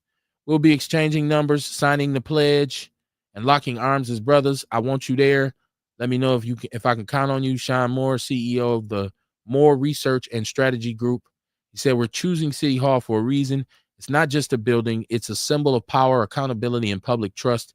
Too often men like us, black men, system impacted men, grassroots leaders are left out of what's happening inside those walls. He said, this time we're walking in not as protesters, not as statistics, but as partners in the solution. We're reclaiming space to show that we are here, we care, and we are ready to lead. By gathering at City Hall, we're making it clear. The healing of this city won't come from behind closed doors. It will come from the people, and it starts with us. This is our statement to the city. We are not the problem. We are part of the answer. Okay.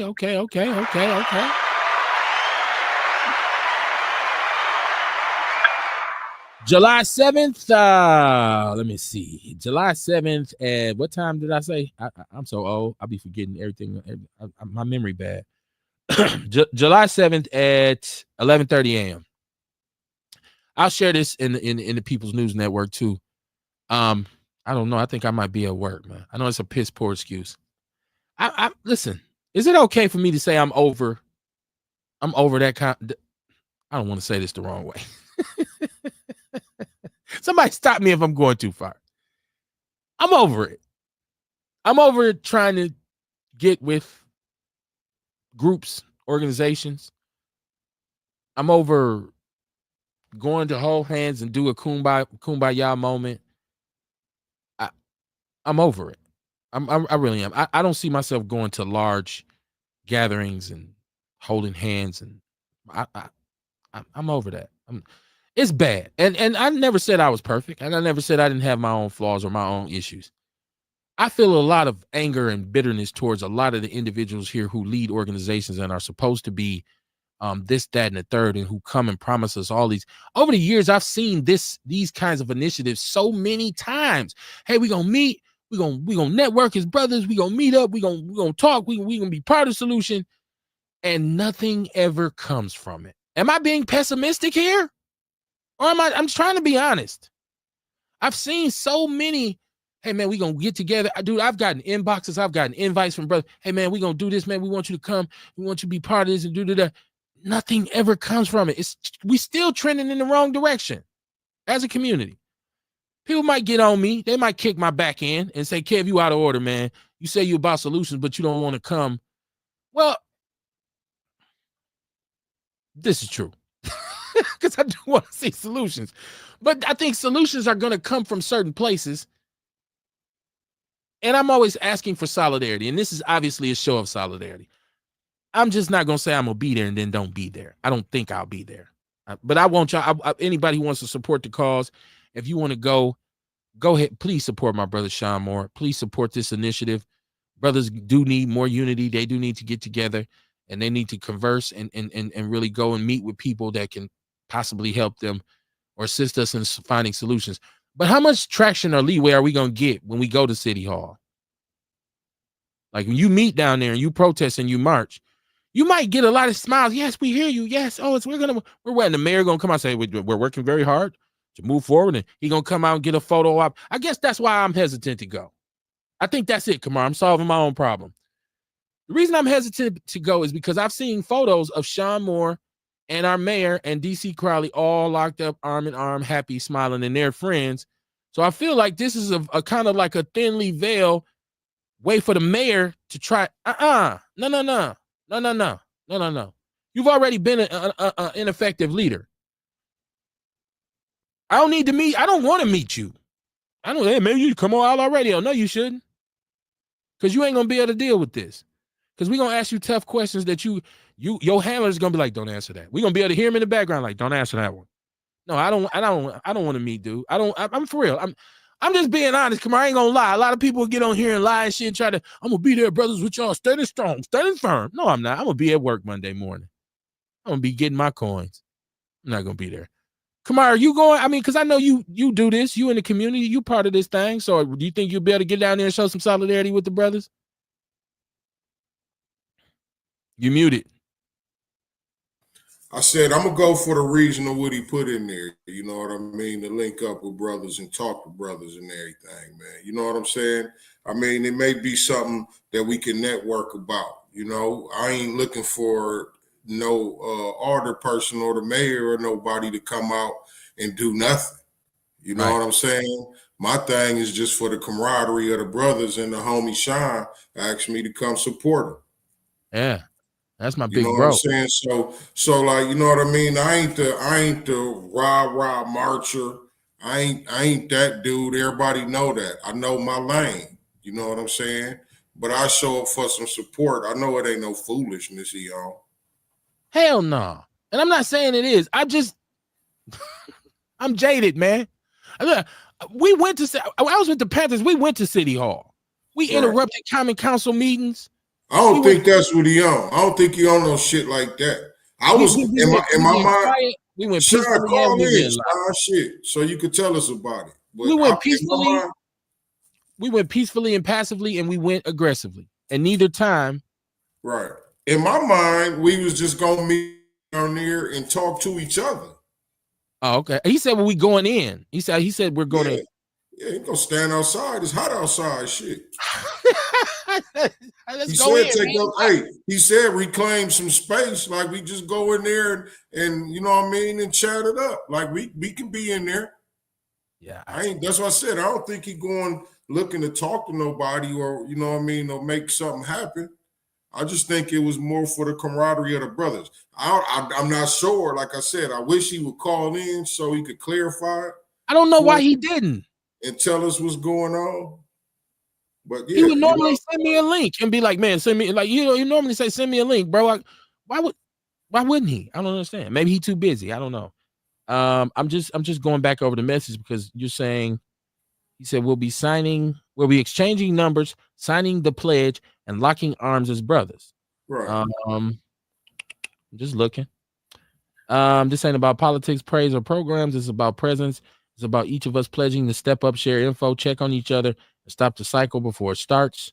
And he said overall they're going to honor the officer, which is dope. I'm not saying it's not a good thing, man. I mean, yeah, obviously anytime we can get together and you know, especially converse peacefully amongst each other, that's a beautiful thing. Just for me, where I'm at in my life right now, I'm cool. I'm cool because I know what. That's the thing, though. Like everybody need to know their lane. Ain't nothing wrong with it. You know what I'm saying? And I'll support any of those individuals who are like, if Sean want to come on here and promote it, if he want to bring some brothers on here and talk about it, let's do it. I'm all for that. I'll lend my platform to that. I'll say, yeah, man, we can always do that. I know my lane. My lane is sharing information, enlightening the people. You know what I'm saying? There may be somebody down there, one of them brothers may need to hear something I got to say. Who knows? Yeah, and I'm also or it may be something I need to hear from one of them brothers, you know? So I'm also not into going to another speech contest. I know I'm being tremendously petty right now, but I've done this, man. And I love for people to say, well, Kev, why don't you and why you ain't? Dude, I was involved in a lot of this shit years before it became a popular thing for people to jump in on. Going to City Hall, meeting with leaders, all this kind. This is before the Panthers. My job working in workforce development and all this kind of stuff. So I'm just weary now of let's meet and I don't want you to have my phone number. I don't want you to have my phone number. Sean got my number. You got my number. Dion got my number. That's enough. I don't need. I'm just a cantankerous. Well, I know if somebody called me, it's usually if somebody called me, it's for a reason usually. So yeah, I hope, man. This is. Let me check let me get my chat. I definitely. Hey, listen. I definitely don't just be chatting and shit. You know what I'm saying? I'm not a chatter on the phone. You're gonna call me. You're gonna tell me what's going on. We're gonna talk about it. All right, then I'll holler. Peace. Kerry Walker Jones said, I've seen two people standing right in front of each other and start shooting and hit everything around them and missed each other.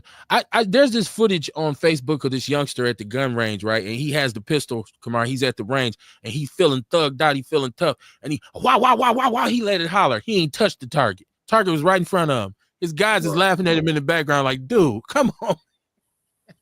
Yeah, no, you know why? Because you're scared of the boom and you close your eyes.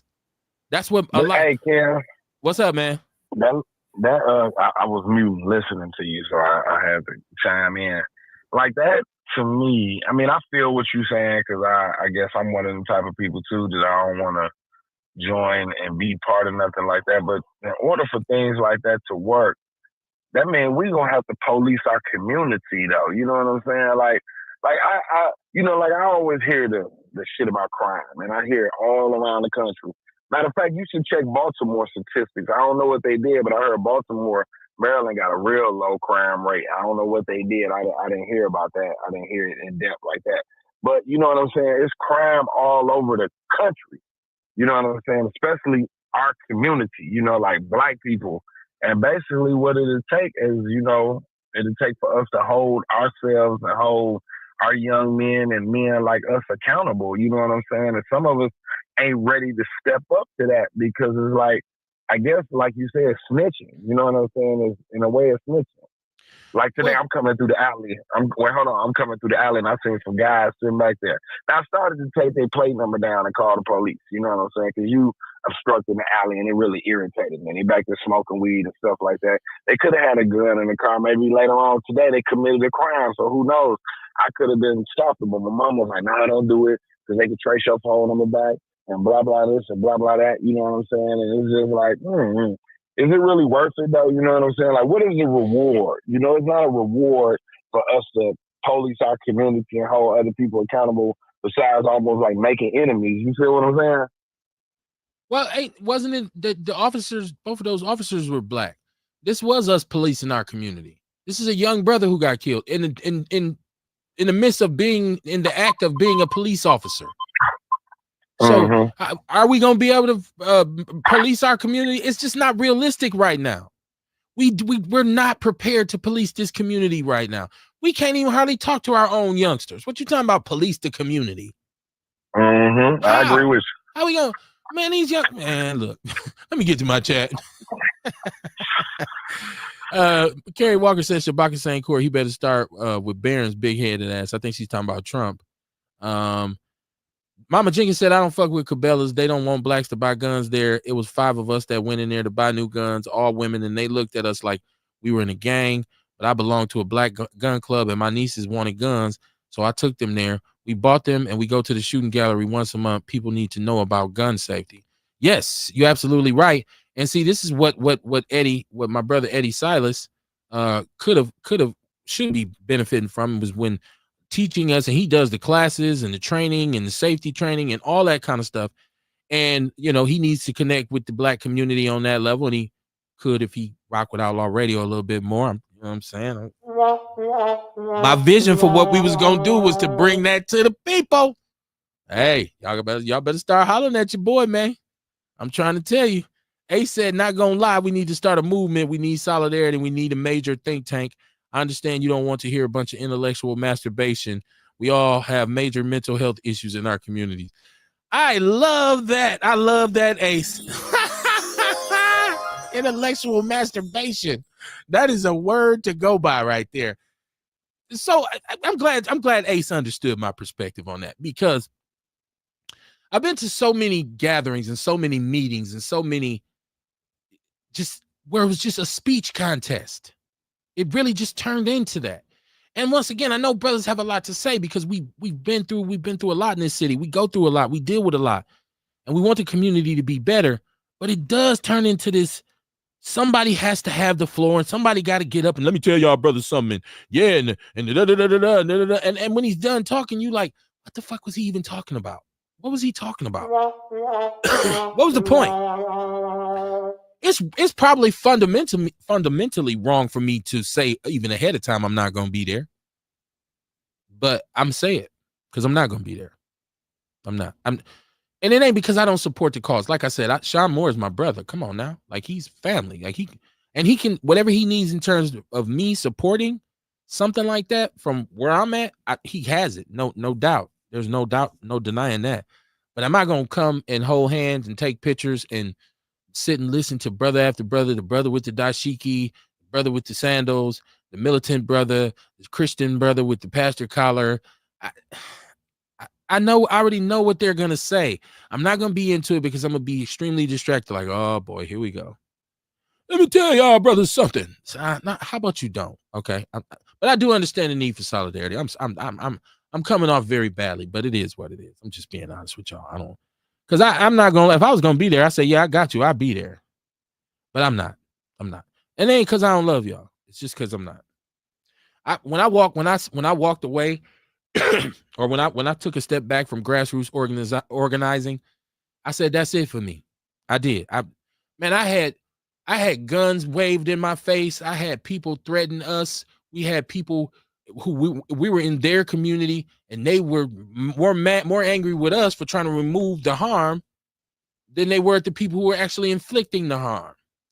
I stood and missed time with my family and missed work and went and stood in the hot sun at protests and vigils and going to this place and demonstrating and protesting. Come home, turn on the news, 7 people shot, 4 dead. You know what I'm saying? Like, I'm like, oh my God. It just turned into such a stressful, fruitless pursuit. If I'm going to do anything to affect change, I would rather be involved on a legislative side, a policy side. If I could affiliate myself with an organization that I knew was going to introduce legislation or policies that would kind of get rid of that would combat the problems, then I'd be fine, right? Like, I would say, yeah, I'm cool with that. I'm gonna be there. Let me make sure I do this right. Okay. So yeah, I got you, Kamar. I just want to. That's what I'm saying. I'm looking like when we went to meet with the county supervisors and we got the county to pass the bill that we got passed on the county for the law to use the underutilized pavilions in the park with the community restoration centers. I was totally with that. But once again, we turned to the rest of the community and said, hey, y'all, come out. We did a whole resource fair in Lincoln Park. We had 20 social service agencies. We barbecued for the kids. We had a mobile skating rink. All of this. Nobody showed up. Agency wise, like the brothers who's supposed to be, they didn't show up. Like I said, except for the Muslim brothers who run the what is that over there on Hampton, down there of like 20 something in Hampton. It used to be a hardware store. I forget the name of it now because it's been some years, but they did show up and they came and had food because we had a food bank there. We had a mobile, and we had to go and walk around the neighborhood like 6-7 times just to get people to come. No media came. The Journal Sentinel didn't come. The television station didn't come. None of them. So stuff like that made me say, you know what? I put so much time and effort in this. We worked with, it was the newly established Office of, what do they call it? They changed their name now. The Office of African American Affairs. They had just started that, and we worked real closely with them. We just kind of co-did the thing, and no support. So that kind of just changed my perspective, Kamar. It made me say, you know what am I doing, man? What am I really doing here? These people don't want this. So like, this is it. I'm just gonna keep on doing my radio show. Because initially I got involved because I was doing the podcast talking about it. This is your lane. And get active. I'm talking about it. Let me go get active. And that's why I joined in the first place. Right. So, and in that point in your life, that's what your spirit required. You know what I'm saying? But then since then, I feel like, you know what I mean, you probably just done found your lane, and this is your lane right here. This is the part you do. I get it. That's what I say. Like, I know my lane. My lane ain't marching. My lane ain't down there petitioning and all that. I got other work I'm supposed to be doing out here for the people. You know what I'm saying? But you're still willing to support. You're still willing to support. But I'm still willing to go support the homie. You know what I'm saying? So that's what it's all about. That's what I said in the beginning. You know what I mean? That's what it's about for me. That's dope. And we need that, honestly. Because Ace, he made a point to me when he said, no, we do need a movement. We do need solidarity. I get that. And I don't know if you was need a whole bunch of movements. When he said a whole bunch of movements. But we just understand, Ace said, I understand you don't want to hear a bunch of intellectual masturbation. That's what I was talking about. Them speech contests, man. Like, it's like, come on, man. Like, yeah, I get it. You know what I'm saying? But that's why I said, you know, like I just have my life path reading, my divine life path reading, right? And it's funny, but it's not funny, but I'm already walking it. Like I knew it already. I know how I feel, you know what I'm saying? And part of it, you know what I'm saying, is supporting the people, you know what I'm saying? In some kind of way, in a kind of way that I can support. You know what I'm saying? I always say, a lot of people want help, but most people want you to help them the way they want you to help them, but not the way you can help them. You know what I'm saying? So like the way you can help is like the show. He can come on the show and, you know what I mean, promote, talk about it, and, you know what I'm saying, put his energy into it and get some more people to come on down. But that's what I said. Your role is the platform.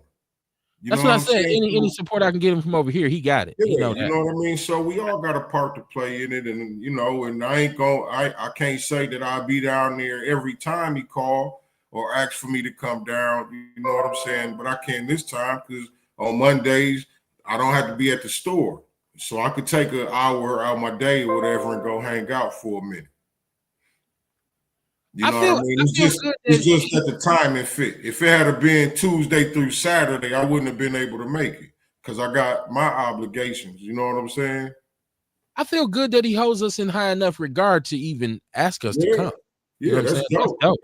And that's why I say that's another reason why I'm gonna go show up because shit, he thought of me. Yeah. He know me. He know you ain't and it fit our agenda. You know what I mean? It fit what I got going on. So it fit the time. The timing is right, I'm saying. No, Sean know me. We've had so many conversations. He understands my perspective on things. And like I said, I'm supporting. I'm always going to support anything positive in the community. Hey, we supporting it now. We talking about it. Right. Yeah, that's what I'm saying. Because he didn't come on, right? He sent the text. You sending the text, folks, Sean. As your ass done came on here to talk about some shit when you ain't. And we rarely ever talk about sports on this show. But I feel like I have to talk some sports right now. And simply because of the callousness of hundreds of millions of dollars being thrown around like it's nothing in a city in which half of my people live below the poverty line. The Milwaukee Bucks. First of all, let me say, I am a lifelong Buck fan, right? I grew up in Milwaukee. For a long time, the Packers sucked and the Brewers sucked. The Bucks was all we had, right? And we've always supported the Bucks. We was like, man, one day, man, you know, you used to go into the Mecca, you see that banner that said Champions 1971. I wasn't even born. And we would think we'll never do that again. I lived long enough to see the Bucks win an NBA championship. I don't care. They put an asterisk on it. So and so guy. I don't give a damn. But ever since they won that championship, they have been trying to get back there, right? And we have one of the greatest players on the planet in Giannis Antetokounmpo. At this point, what can you say? Even though Stephen A. Smith said, if he don't win another title in Milwaukee, he's an underachiever. First of all, he's won a title. He was the MVP of the finals. He's been the league MVP. He's been a defensive player of the year. He's been a multi-time all-star, all-NBA, all-everything. There's no way at this point you can say he underachieved from what? He came from Greece. He was playing basketball barefoot in the alley. So underachieved my ass. On dirt. Right. Selling glasses, selling shades at the park. What you talking about? Okay, so, but as great a star as Giannis is, I'm starting to detect a little Brett Favre, Aaron Rodgers type situation here. Because as a football fan, I'm also a lifelong Green Bay Packers supporter. I don't even like to use the word fan. I should say supporter. I've always supported the Packers, you know, because once again, up here in Wisconsin, that's all we had, right? And when we got Brett Favre, and all of a sudden the Packers went to winning, and boom, they won a Super Bowl. We said, shit, we didn't think we'd ever see this. Remember, you just hoped the Packers would even win on Sundays. All of a sudden, they win in Super Bowls, in the playoffs, going in. We got the best quarterback in the league. You know what I'm saying? You say, oh, we love it. And then Brett Favre played so long that almost at the end of every year, he was like, I might retire, I might not. I might retire, I might not. If y'all don't do this, if y'all don't do that, I might leave. And so he held the organization hostage for so long until they finally said, you know what, Brett, let's get the fuck out. We come along, we get Aaron Rodgers. We do the same thing. Boom, Packers, another Super Bowl. I'm like, they done won another Super Bowl, right? All of a sudden, he's holding the organization hostage. I feel like Giannis is kind of doing this, not by his own effort, but just because you want to keep this dude here. So initially when he complained and there was something he might leave, we traded Eric Bledsoe, or whatever his name was, who I used to think was cool, and we got Drew Holiday. And then, they didn't make it back, which was partially on Giannis because he got hurt early in the playoffs. And he said, we need something else, right? So then they brought in Dame Lillard. Dame Lillard was here 2 years. Well, they didn't win again. Dame got hurt, right? You had to get rid of the other dude. What's the old dude who finally stayed here long enough? The other all-star was part of the big three. I forget his name now. Damn, how quickly we forget. Middleton. We got rid of him. All right. Now Lopez is gone. So the Bucks say, well, we got to do something. Because if we finish next year like 25-75, we for sure going to lose Giannis. So they go out and make a trade. Well, they don't make a trade. They go out and sign a free agent from Indiana, Miles Turner, who's supposedly the best center. Now, center, keep in mind that this is a new NBA. Centers ain't really the top dudes no more, if you know basketball. They go and get Miles Turner, give him 4 years for $107 million. Dame Lillard has 2 years left on his contract. He's owed $200 million. Okay? They don't have any money under the salary cap because they've been willing and dealing. They've traded all their draft picks. They agreed to pay Dame Lillard $23 million a year for the next 5 years. And he won't even be on the team. And then people are like, well, ain't no loyalty. You know why they trade? First of all, he tore his Achilles. He wouldn't have been back next year. So it puts you in a bind. So instead of paying you $50 million next year or $100 million next year, we'll just give you 25, take some of that money and go sign somebody who can help us because you need a center because Lopez is gone, right? People are complaining, but and rightfully so because it's sports and it really don't mean anything. But when I see cats who making $100 million to play basketball, $200 million, how much money does the owner of the Bucks have? I know they just brought this. It was Herb Cole, wasn't it? Didn't he sell it? Oh, he's been gone. They brought in a whole new ownership group, and then they just added the Ilum from Cleveland. He owns the Cavaliers or whatever. They brought him in as part of the ownership group. But these dudes, because Giannis is making $200 million. How many, dude? Bobby Portis just got what 40. They gotta build a team though. Yeah, but there's a salary cap and then there's the future. Because if I spend all my money to win this year, in 4 years, everybody gonna have to go. And we're gonna be sorry for 4 or 5 years because you got to get all that stuff off your books. But the money, it ain't even about the team. I'm just like, and I think Giannis Giannis wasn't happy with this. Giannis is gonna leave. Giannis is gonna go. At a certain point, you got to say, man, what you gonna do, man? Is you leaving or staying? Ain't nobody living at your being, especially. You got hurt 2 times, 2 years in a row. You got hurt in the playoffs. So you can't turn to me now and say, you ain't doing enough for us to win the championship. Maybe your ass should last the whole season, my brother. I'm just saying. I like to see us win. But when we getting to the point, there's a luxury tax in the NBA. If you go over your salary cap, it's something like $25 million.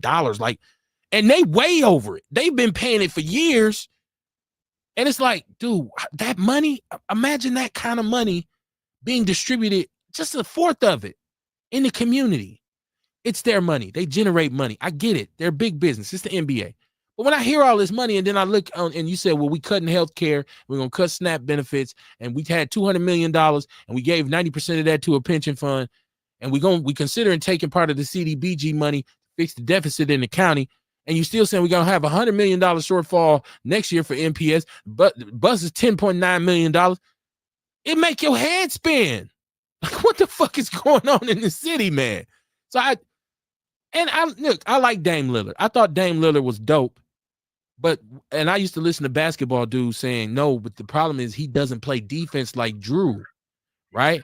And I would say, but don't care. That's Dame Lillard. If he give you 50 a game, yeah, but if he give up 45 a game, It kind of offsets. Damn.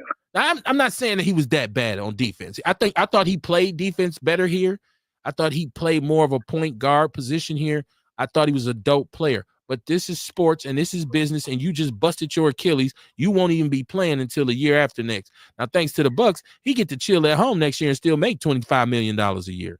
And he's still going to get signed by another NBA team. Whatever he gets from them, which is going to be a blockbuster signing, he's still going to have $25 million on the back end coming in for 5 years too. Hey, So you know what he could do?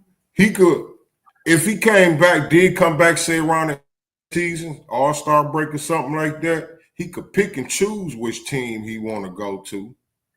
Whoever he think may be finna win a championship, just to get him over the hump and get his ring. He could sign for the league minimum just to play for that team and get a ring. Because he already getting paid $22 million a year automatically. Right. So and they were saying that well, even if he don't come back by the All-Star break next year, so many teams gonna be at him. Some team might just want to bring him in while he's rehabbing. Hey, this nigga could sign for the next 5 years like that, right? Sign 1 year deals. But come out the way this goes. He ain't gonna say just give me the minimum. He gonna say hell no, y'all gonna give me 52. Right, exactly. I'm just saying what he could do to the ring.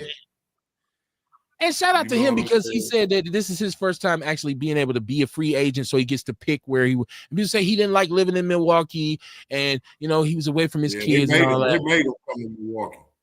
Right. Well, he was under contract. I think it was some rumors saying he didn't want to be here. I don't know if it was that he didn't want to be in Milwaukee specifically. I just thought he wanted to pick where he was going, and I thought he wanted to go to Miami. Oh, so, yeah, he did want to go to Miami. But it ain't like he didn't ball while he was here. I feel like he gave it. He didn't come here and slack off because he didn't want to be here. He gave it his all. Yeah, he got hurt. That's what happens in sports. You get hurt, man. Now, but you know what, though? Giannis is turning into a prima donna, though. You know what I'm saying? Why we gonna build a team around just one person? You know what I'm saying? But when you get a generational talent, man, Giannis is a generational talent. Fucking coach. It doesn't matter. Coach can't win. Coach can't dribble. He can't shoot. You got to have the horses, man. We used to have this thing in football when our coach said it ain't about X's and O's. It's about Jimmys and Joes. I can have the coldest game plan in the world, but if I ain't got the players to execute it, it ain't nothing going. And Giannis is a generational talent. He's one of the best basketball players in the last 25, 30 years. When they do the all-decade team or whatever, he's going to be part of it. All 50, how they do this shit every generation. Giannis he's one of the top players that you've ever seen. So you want to keep him. You've already won a championship with him after 50 years. So, yeah, you want to keep him. But that's what I'm saying. I don't know that he's turned into a prima donna, but I feel like maybe he's holding the organization hostage a little bit. Like, I loved Aaron Rodgers. I thought Aaron Rodgers was the best quarterback ever seen. But after a while, you start to see diva mode kick in, and it was like, man, you can go on here. Yeah, that's what I'm saying about dudes. You know what I'm saying? Like, get your ass out of here. That's why they call it team. They don't call it or one-on-one basketball. If you want to be like that, go be in 3-on-3 with Ice Cube now. But to be fair to Giannis, though, I haven't heard him say anything, Kamar Dion. I haven't heard him come out his mouth and say, it's always speculative. Giannis was mad. They said he didn't know what was happening with Dame. And so it's just like, I don't know. He wasn't happy when Chris Middleton got traded. I know they got a bunch of younger. They got younger. The Bucks needed to get younger. I think when we hear the media say shit, I don't think we should take that shit with a grain of salt, unless it come out of that motherfucker mouth.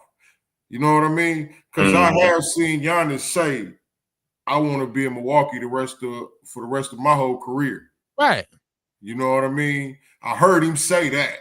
I ain't never heard him say, I'm thinking about leaving. I'm weighing my options. Go to a bigger market and get more. You already got a super max contract. You know what I'm saying? You already have a shoe deal. But you like go to LA, you're gonna get what you gonna be in a movie? Giannis, you're not an actor.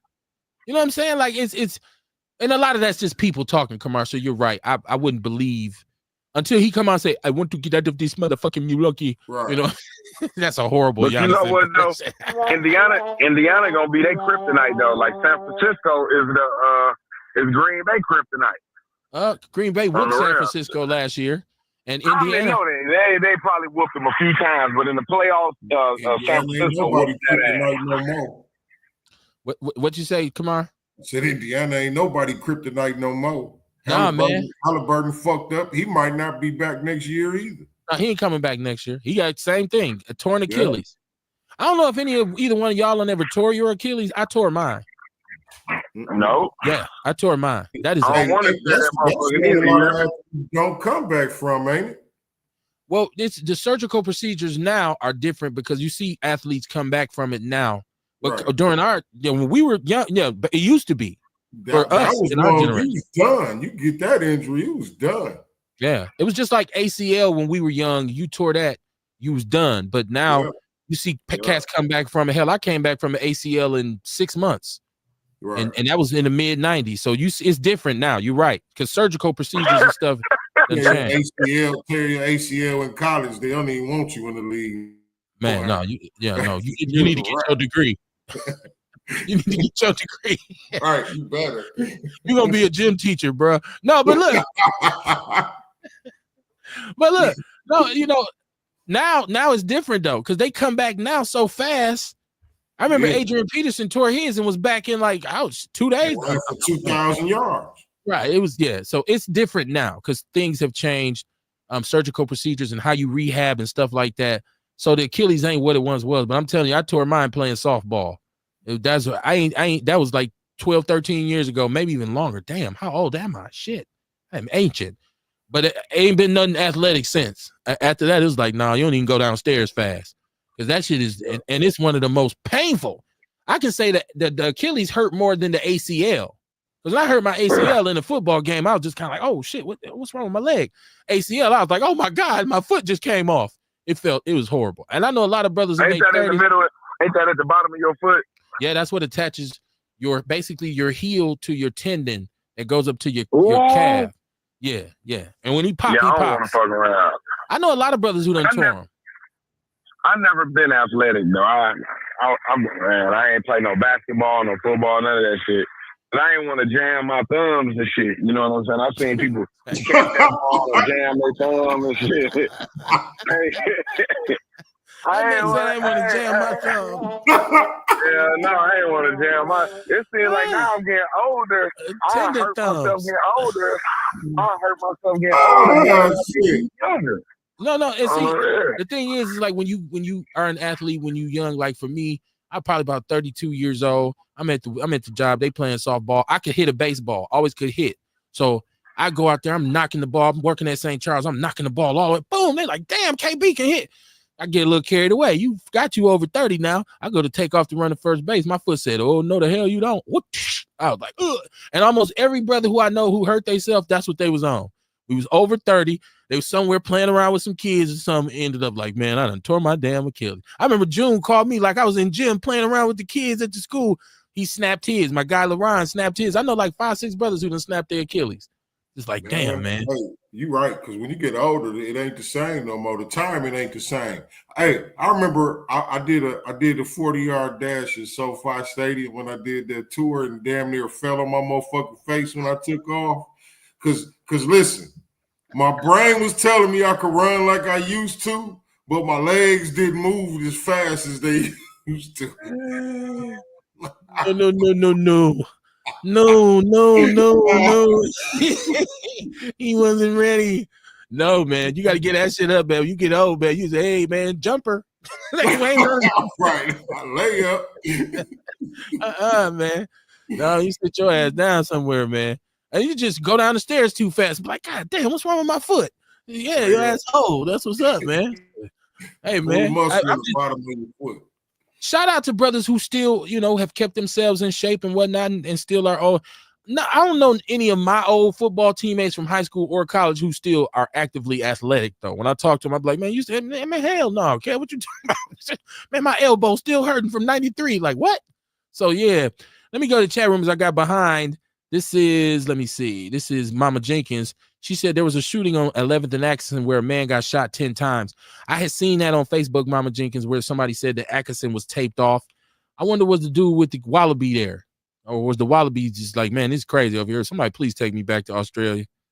Atkinson, man. Atkinson it's always been a challenge, man. It's always been a challenge on Atkinson. I'm trying to tell you, I don't know what it is.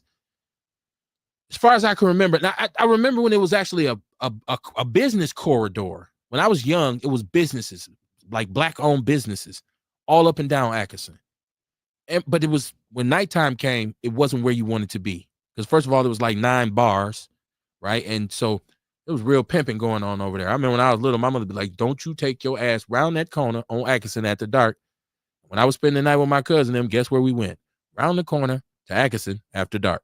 So it's always been a challenge on Atkinson. All the way from the top on 8th Street, all the way down to 27th in that area. It's always been something going on Act, baby.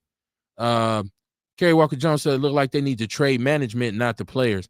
You know, they're giving John Horst, the GM of the Bucks, a lot of credit because he had to come up with something. Because without Gary, I mean, keep wanting to say Gary Payton, without Damian Lillard and Brook Lopez, you're going into the season next year. It's about to be bad for you. Now, they're saying this may work because in Boston, their star, what's his name? I forget, JD, whatever his name is. Tatum. Yeah, Tatum. He tore his Achilles. Halliburton tore his Achilles. So that's the top. And the Knicks don't even have a coach yet. The East is up for grabs. Right, basically. So this might, and if this dude comes here and he's good as, look, I watched the Bucks for a long time since they won the title. And I kept saying, it looked like they're getting too old. It seemed like they always played teams that had young talent, that had more spring in their step, and the Bucks they just couldn't keep up. So I feel like they need to get younger, and they have gotten younger. Now you got a bunch of young, hungry hoopers. How it's gonna work? Miles Turner, his play style fit Giannis' play style better. Right. So they can run younger. Yeah. They say he's a younger, better than Lopez. Yep, you're right. You're right. Yep. At this point in his career, he better than Lopez was when he was in his career at this time. But then at the same time, his playing right now is about equal to Lopez, where he is now. Right. And he's 10 years younger or something like that, you know, or whatever. I know Lopez looked old sometimes, though. Hell yeah. Big goofy motherfucker. He shoot the shit out that 3 though. Hey, Splash Mountain, baby. He would. Hell yeah. Shabaka said we Laker fans appreciate Jabbar from the mill in 1975. I bet you do. Y'all want to read a good story? Go read up on why Kareem actually left Milwaukee. That's the story a lot of people don't talk about. They don't talk about what happened in his affiliation with the Muslims out in Philly, in the house that he owned where all the people got murdered. And the feds was on his heels, right? And he in Milwaukee, he's just like, no, I got to get out of here. And it's funny, as I always just laugh about this because he was so militant. He was Kareem Abdul-Jabbar, and he was just a militant Muslim and all this kind of stuff. And then he went to L.A., got on the Lakers, married a white girl. I shouldn't have said that. That was petty. I said I was gonna stop doing that, Kamar. I lied. I said I was gonna stop. A said, truthfully speaking, he's loyal to the city. Could have left 2 years ago. He loves Milwaukee. Aaron Rodgers didn't want to leave. He wanted to win. He had to deal with a bullshit general manager like Goody who fucks up the morale of the team. I disagree as a football guy, as a fellow football guy. I know you are too. I think Aaron Rodgers did want to leave because he had all the money in the world. They was paying the shit out of him. He had endorsements. You know what I'm saying? He complained about, sometimes when you got somebody who complain all the time about everything, it's like, dude, you can just leave. Who wants to hear that all the time? And then, I don't know, I ain't going to show up for this. I ain't going to report for that. You talking about messing up the locker room. That divides a locker room more than anything else. Somebody who's above everybody who get to do what he want to do. You know what I'm saying? I thought it was dope that Aaron didn't take the vaccine, but he did lie about it. He misled people about it. I didn't hold that against him. I just felt like, I mean, you can only pay somebody $35 million a year for so long before they eventually get cocky, Kamar. I mean, at a certain point, he realized, dude, I got enough money to just, can't nobody tell me. He became uncoachable. You know what I'm saying? So it's time for you to go. And he probably needed to change his scenery. He's in Pittsburgh now with Mike Tomlin. So if he get him another ring, I'd be happy for Mike Tomlin. Shabaka says the 49ers playing Silicon Valley now. Kerry Walker Jones said the guy with the unibrow wanted to get traded here. He's always hurt. Anthony Davis, he's always hurt. I mean, that dude run out on the court and be like, oh, shit. They'd be like, well, what happened? He tore his quad. He didn't do nothing. He's hurt. Sabaka said, age waits for nobody, Kamar. You right about that, man, because I'm finna look around in November and be like, wait a minute, I'm how old? I swear I remember when I was just a little kid riding my bike down 17th Street, Kamar. I don't know what happened to the time. I'm looking in the mirror like, how many gray hairs is in my beard? I ain't tripping on it, man. I ain't tripping, but, you know, age is what happens, man. So if you young right now, enjoy this shit. Because in a few years, you're going to be looking around like, what? Wait a minute. What? That's why it's important for you to. Yeah. But that's why it's important for you to be active, Kamar. That's why young, you know, when you got the energy and you feel like to jump on it, because you ain't gonna get nothing but older. And if you just waiting, it ain't gonna happen. Kerry Walker Jones, she said, why'd they get rid of Coach Budweiser? Probably because of Budweiser. Because from what I hear, he had really had a serious issue with alcohol. And then the one year his brother died. And so he was really, and they just got whooped in the playoffs.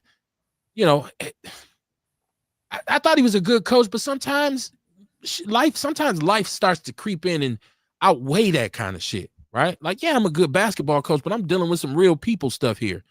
I would never know why I would really never know why he left fully, but I know that there was a rumor that he had some serious issues with alcohol. And I think he was so laid back and so much of a player's coach that I don't think he was really forceful with the players. I think he was just kind of like, yeah, whatever y'all want to do.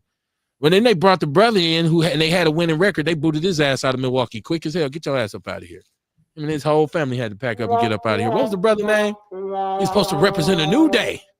We had Jason Kidd too, shit. Yeah, Jason Kidd was horrible though. They wasn't winning shit with Jason Kidd. He had a chance. You got to go. I'm talking about the brother they brought in after Budenholzer. And he was the Bucks are trash though. I ain't gonna lie to you. I wouldn't say that was a fluke. That was a fluke victory, and I tell motherfuckers that all the time because they got that stadium and they ain't won shit then. They've been getting put out the first round ever since then. And you know this what I like about you, Dion. You said it was a fluke win. It was a series. First of all, it was a 7-game series, and you had to win like 3 or 4 series to get to the finals. And then they won that, so I don't know how that was a fluke. Secondly, they have won. They've been in the top 3 in the East ever since. They just have not went to the finals. But I tell you this, how many teams have actually repeated as champs in the last 10 years? Golden State. And that's the only one. And when the last time they won one? I don't know when the last time, but that's my point. I feel like the Bucks been getting put out the first round ever since. They have lost in the first round the past 2 years. The past 2 years they've lost in the first round. That's why it's supposed to be a team effort. Team, not I with Giannis, team. I mean, I don't expect you to even like. You're not even from here, so you're not even you. Damn, for real? I've been living here since '97. Yeah, that's not long enough. That's not long enough. That's not long. I don't like none of Wisconsin. You want me to tell you why I don't like none of Wisconsin teams? I don't care why you don't like Wisconsin. From here. I don't care because you were probably a Bear fan, right? I don't want to hear that shit. Yeah, I ain't never been no Bear fan. Well, you want me to tell you? I'm gonna keep it real with you. Now, this is something this is logical, but it might not be logical to you. But how I used to choose my teams that I like was off gang affiliation, like Raiders, Duke, stuff like that. Like I never fucked with the Cowboys because they had that big ass 5-point star. You know what I'm saying? I liked the Green Bay, but I didn't like that green and gold with the G. I used to wear Duke. No, I'm just keeping it real though. You know, but hold on. You said it was logical, and then you said I like my teams based on gang affiliation. What the fuck is logical about that? Hold on. I said it's not logical to you, but it was logical to me. Period. I only like teams that have gang member signs on their helmets. Dion, do you listen to the shit you say? Come on, man. To me, it was logical at the time. You should have said. I was a Bears fan. Oh my goodness. Why? Because it had the C on the helmet, and that's conservative. I just never. The Bears just never. It was like, I was ruthless ass disciples that were running shit. I'm actually surprised you like any sports team at all. As a matter of fact, I'm surprised you like anything because usually what you telling us on the show is the only thing you like in this world is them puppies. That's what you them like. Dogs. They ride with me right now. Right, see? Yeah. You don't like babies, but you like to dress up your puppies. Right? Like you don't like kids. You don't like the Bucks because they don't got no pitchfork on their jersey. Like that's Lord have mercy. I'm just saying, that's how I used to. I'm saying used to. I don't do it no more. Like I like football. You know what I'm saying? Like me and my guy, we picked 16. in Baltimore. I don't fuck with Buffalo. Who else I was choosing? Let's get specific. Who's your favorite football team? Ooh, if I had to go, I think I like Lamar Jackson. So the Ravens. I like him. So my favorite football team was the Detroit Lions, and I even liked them when they won 0-16 because they was an underdog. You know what I'm talking about right now. I'm talking about right now. I'm gonna have to go with the Baltimore Ravens. With Lamar Jackson. They haven't been to the Super Bowl. They have lost in the first round of the playoffs. All the stuff you named about the Bucs has happened to the Lamar Jackson led Ravens. Now I'm gonna ask you this: who you like in the NBA? Oh, I'm gonna have to go with King. I like King and Steph Curry. Team. But I like you just LeBron said it's more. about team, and then you named individuals. What team do you like? What team? Oh, I have to go with the Golden State Warriors. Okay. And they haven't won the championship in how long they haven't won the championship? About 7-8 years? You're right about that. Right. And they lost in the second round this year. A couple years they didn't even go. But the Bucs is trash. I agree with you. But you just call the Bucs trash because they had a fluke championship final win.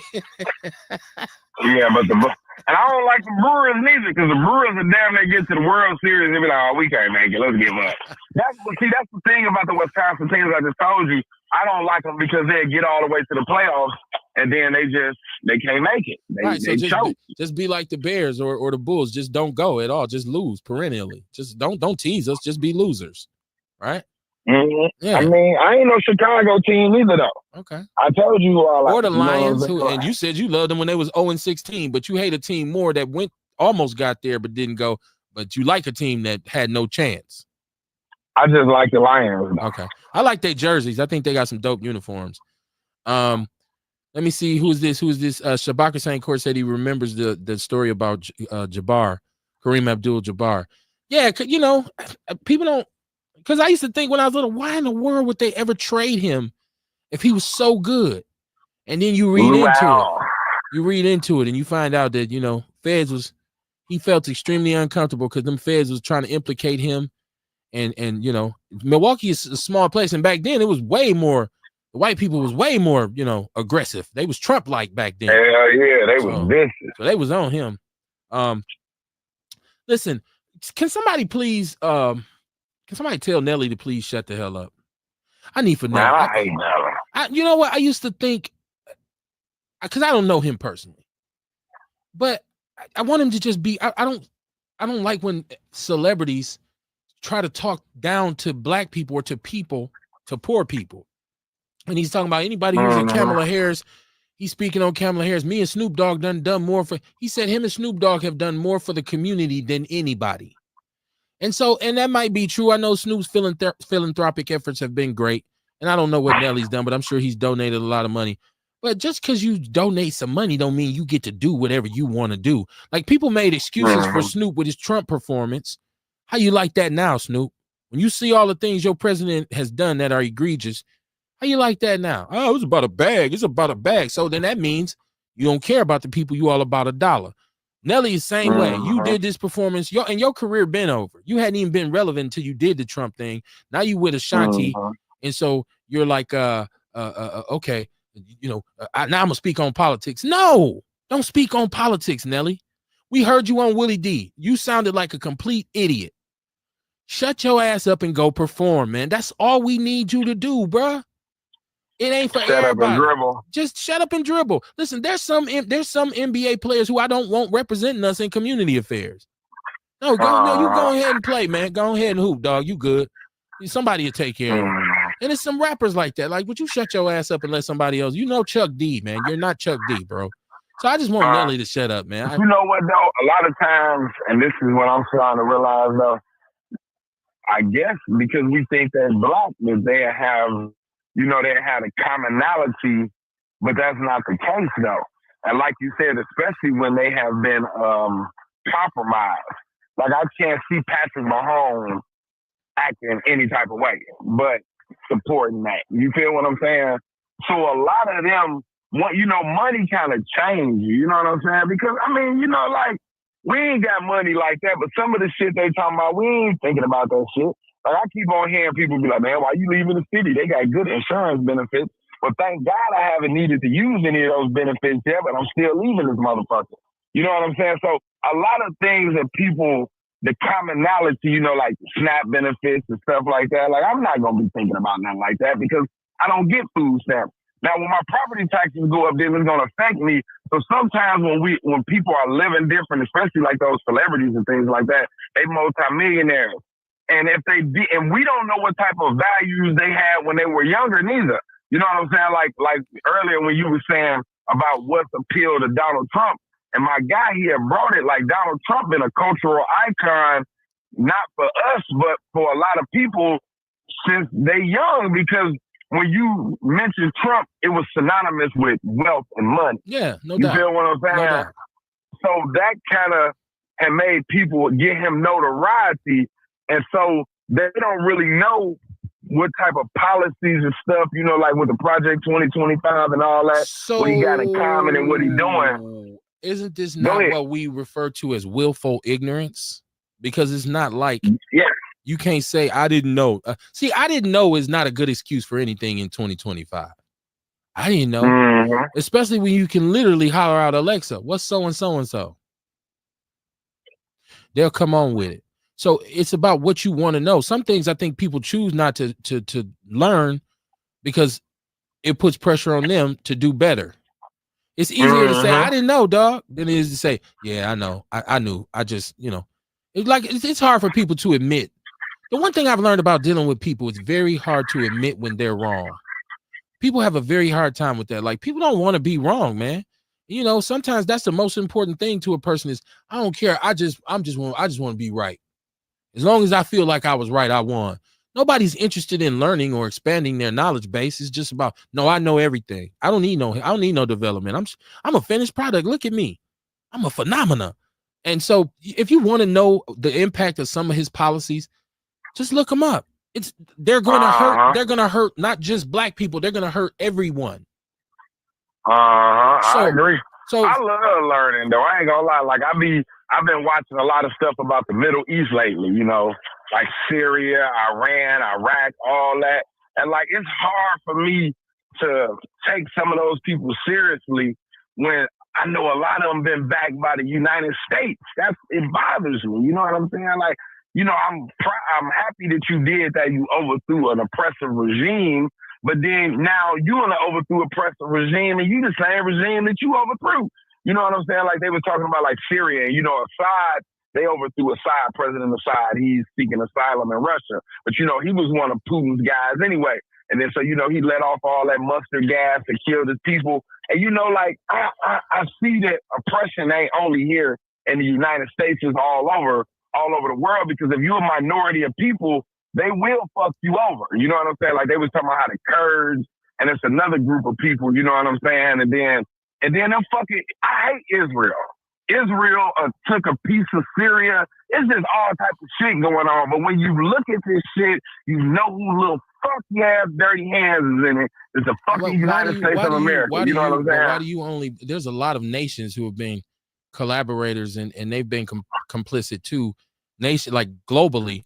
Why do you pick out just the United States? Because they don't do anything alone. They have allies. So the white man, well, fuck it then. We gonna go Europeans then. From Britain, France, you know what I'm saying? Australia was conquered, was colonized by Great Britain. Britain is a motherfucker. And I don't even understand how the white people separated themselves from Britain, because all you motherfuckers came from Britain. Y'all came over here seeking asylum. The individuals that came over here were of a different class and religious classification. So you're talking about Quakers, and they were the ones who Britain didn't mind sending them off because they didn't want them there anyways. So hold on real quick. I'm about to run a Chicago sub. I'm gonna mute you, but I can listen to you though. He said he going to Chicago sub, but yeah. So no, it was. They didn't send desirables over here. They sent the people who they didn't want to. Britain sent the people who they didn't want and said, okay, y'all can go over there, but we're gonna still run y'all from over here. And eventually, America got tired of it. That's where no taxation without representation came in. Britain is taxing the hell out of you, telling you what to do, but you're not reaping any benefits. You doing all the work, sending everything back to the king. That's why you get a Boston Tea Party where they go and say, no, you ain't getting this tea. We bust this shit up and throw it in the harbor. It was a protest. You know what I'm saying? So And that's what Independence Day is all about, boys and girls. I feel like I'm back in MPS and shit. But no, I hear, yeah, America's, when you play global politics, you get dirty. And America has been dirty, right? Like they have been. But what country hasn't? What country hasn't? I don't. Everybody say Switzerland. Switzerland is the only one. Like I've never been to Switzerland. I don't know any Swiss people. But when you play the global game, you can't go over in the Middle East and be nice. Hey, can we have some oil? Hey y'all, stop that fight. You got to go over there and say, man, sit your ass down. You sit your ass down. You sit your ass down. Now this is what we gonna do. And if you got the muscle to do it, you do it as long as you can. That's global politics. Ace is in the chat room talking to Dion. He said, Dion can't go to Cali because you can't wear no team. He said, I swear every team out there represents gang symbols. As a matter of fact, the Brewers represent the Rolling 40s Crips out there. I didn't know that. I know a lot of what I've heard that from Westside Zeladon, where he says, you know, how y'all just wear teams, random teams, it'll get you twisted out there. You can't, you know. Now, yeah, I was saying you got to know where the hell you at. Yeah, you think you just got on a Milwaukee? I'm from Milwaukee. What the fuck is Milwaukee? You gotta take your hat off right here. Right. That's fucked up. You're in front of your whole family. I had to take your brewer cap off. Damn. Thought you was flossing. Man, I'm from Milwaukee. Do that? Can I show you my ID? Can I show you my ID? No, nigga. Matter of fact, give it to me. Hey, but you know what, though? We was talking about something similar to that last night, what y'all talking about right now. And I was telling people, like, I be all over. I've been Atlanta, goddamn Mississippi, Texas, Racine, New Orleans. And you know what I'm saying? And I'm going, and I think it's because of the age I am that I don't really too much worry about confrontation. So if you see an old ass man, and you know who's from LA or San Diego, that's like when I was in Oakland. I wasn't thinking about no shit like that. You know what I'm saying? It's like, okay, shit, up here we wear our hat. Like down there, how they say, I think the Bloods where they had to the right and the Crips where they had to the left. You know what I'm saying? So, but still though, like I think we know who's from where. You know what I'm saying? Like we look at a motherfucker and be like, oh, dude ain't from here. You know what I'm saying? This is like right now. I'm up here at Chicago, so give me a Italian beef dip with everything on it. And I'm outside talking to you guys on Outlaw Radio. I ain't thinking about no motherfucker coming to harm me or nothing like that because I don't look like I'm on shit. I tell you what, knowing this city like I know it, what you don't know can hurt you. So if I was you, I'd put that phone down and keep my head on the swivel because that is a hot spot. And there's some motherfuckers up there that gonna fuck with you just because you look like you ain't on shit. That's the way this shit go. So don't be trying to I don't give a shit. This is Milwaukee. This is the north side of Milwaukee. That is Chicago subs. I have known many cats to leak DNA in that motherfucker. And I ain't talking about semen. I'm talking about blood. So you better be careful. All that. Hey, man, I ain't worried about you. Better be. I'm always worried about conflict and confrontation. I don't care where I'm at. I could be in Oconomowoc. I'd be looking around like shit. Let me see what the hell going on.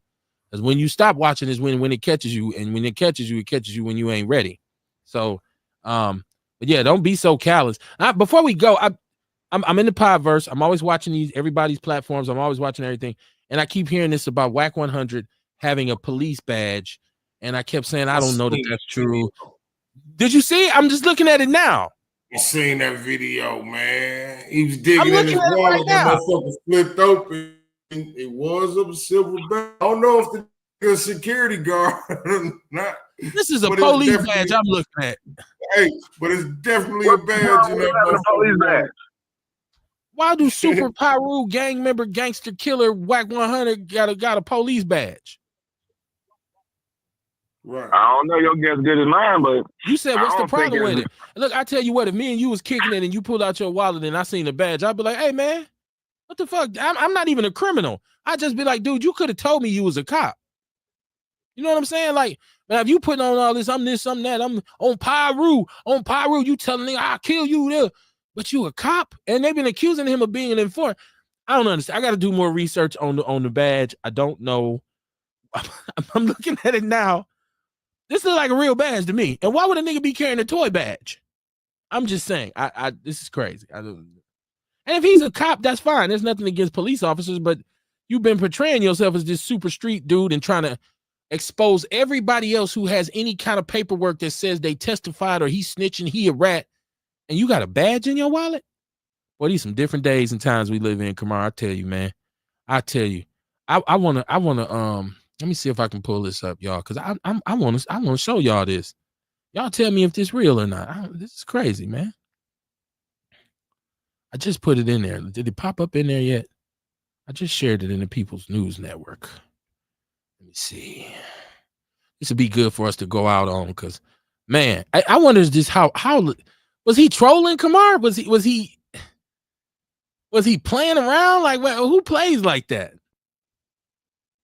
Oh wow, this is crazy, man. This is business. Oh, he was talking for real, and he was having a regular conversation. Pulled his wallet out, and he was looking for a card or something while he was talking, and the motherfucker flipped open, and he flipped it back, act like it wasn't shit. He act like did nothing happen, like couldn't nobody see nothing. Okay, check this out, y'all. Let me share this right quick. I rarely do this. I know people like, we want to talk about politics. I can't talk about politics. Can y'all see this? Yeah. Now, I didn't even have the sound turned up. Let me see if I can see what he was saying, because you said he was having a serious conversation. Let me see. They told him that, though. Because his statement is walk.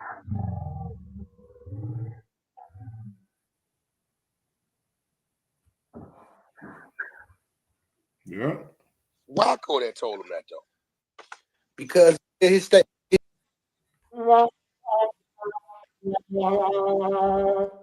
That's crazy. And he was trying to flip it back, but that looked like a real badge. But why would you be carrying a fake? What is this about? I'm gonna be on YouTube a long time. He's probably an FBI informant. You never know, though. You know what I'm saying? That's cool. Like, okay, well, that make it better. Like, what? That's even worse. Right. Do you get a badge for that? Actual badge. But listen, though. Now, we talking about him being a gang member and this, that, and the other, and if he's the police or whatever, but what about when the white power people infiltrate?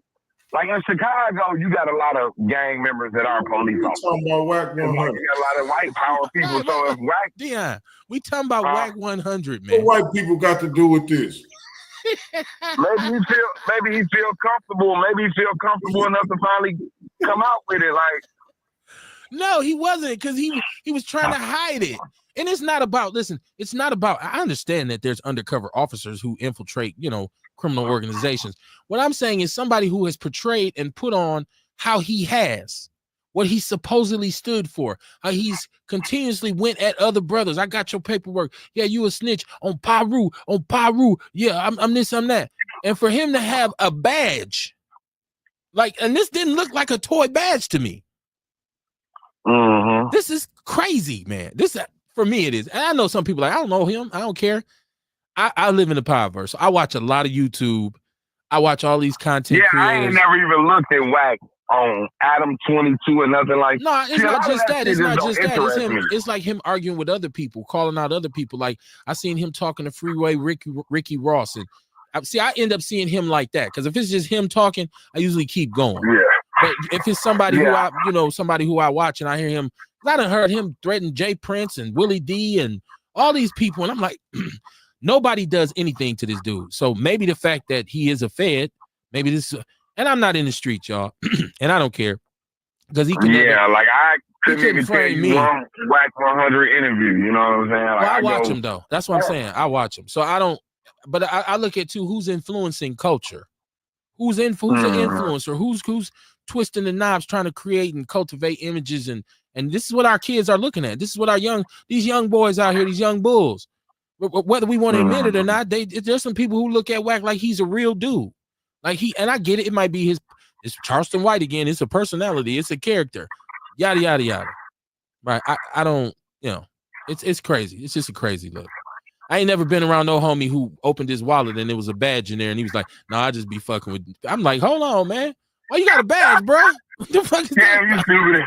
Oh, no, I just be playing around. Playing around with who? Is that something you and your wife do? Like that role play? Like, oh my goodness, man. That's crazy. That's crazy. Kev, I'm going to ask you a question, right? Because I was just thinking about you as I'm driving up this road. No, did and I'm kind of driving a little, maybe a little reckless.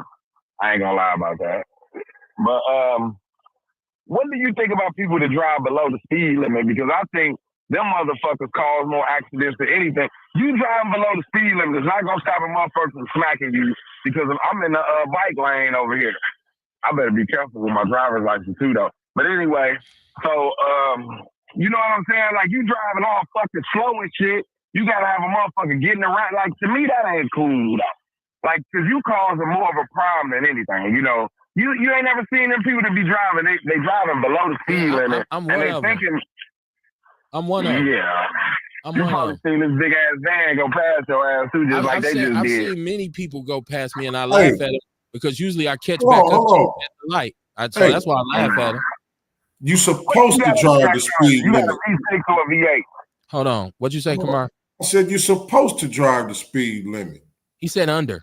There's a minimum speed. Hold on. There's a minimum speed limit and there's a speed limit. As long as you in between there, it's okay.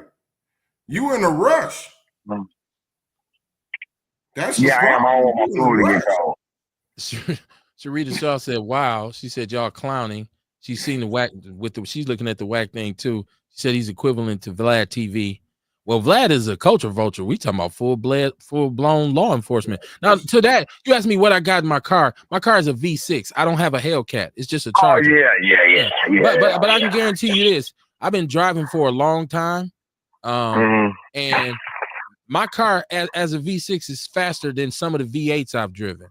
If I want to go, if I really want to go fast, I can fly in my car. It's not like it's slow.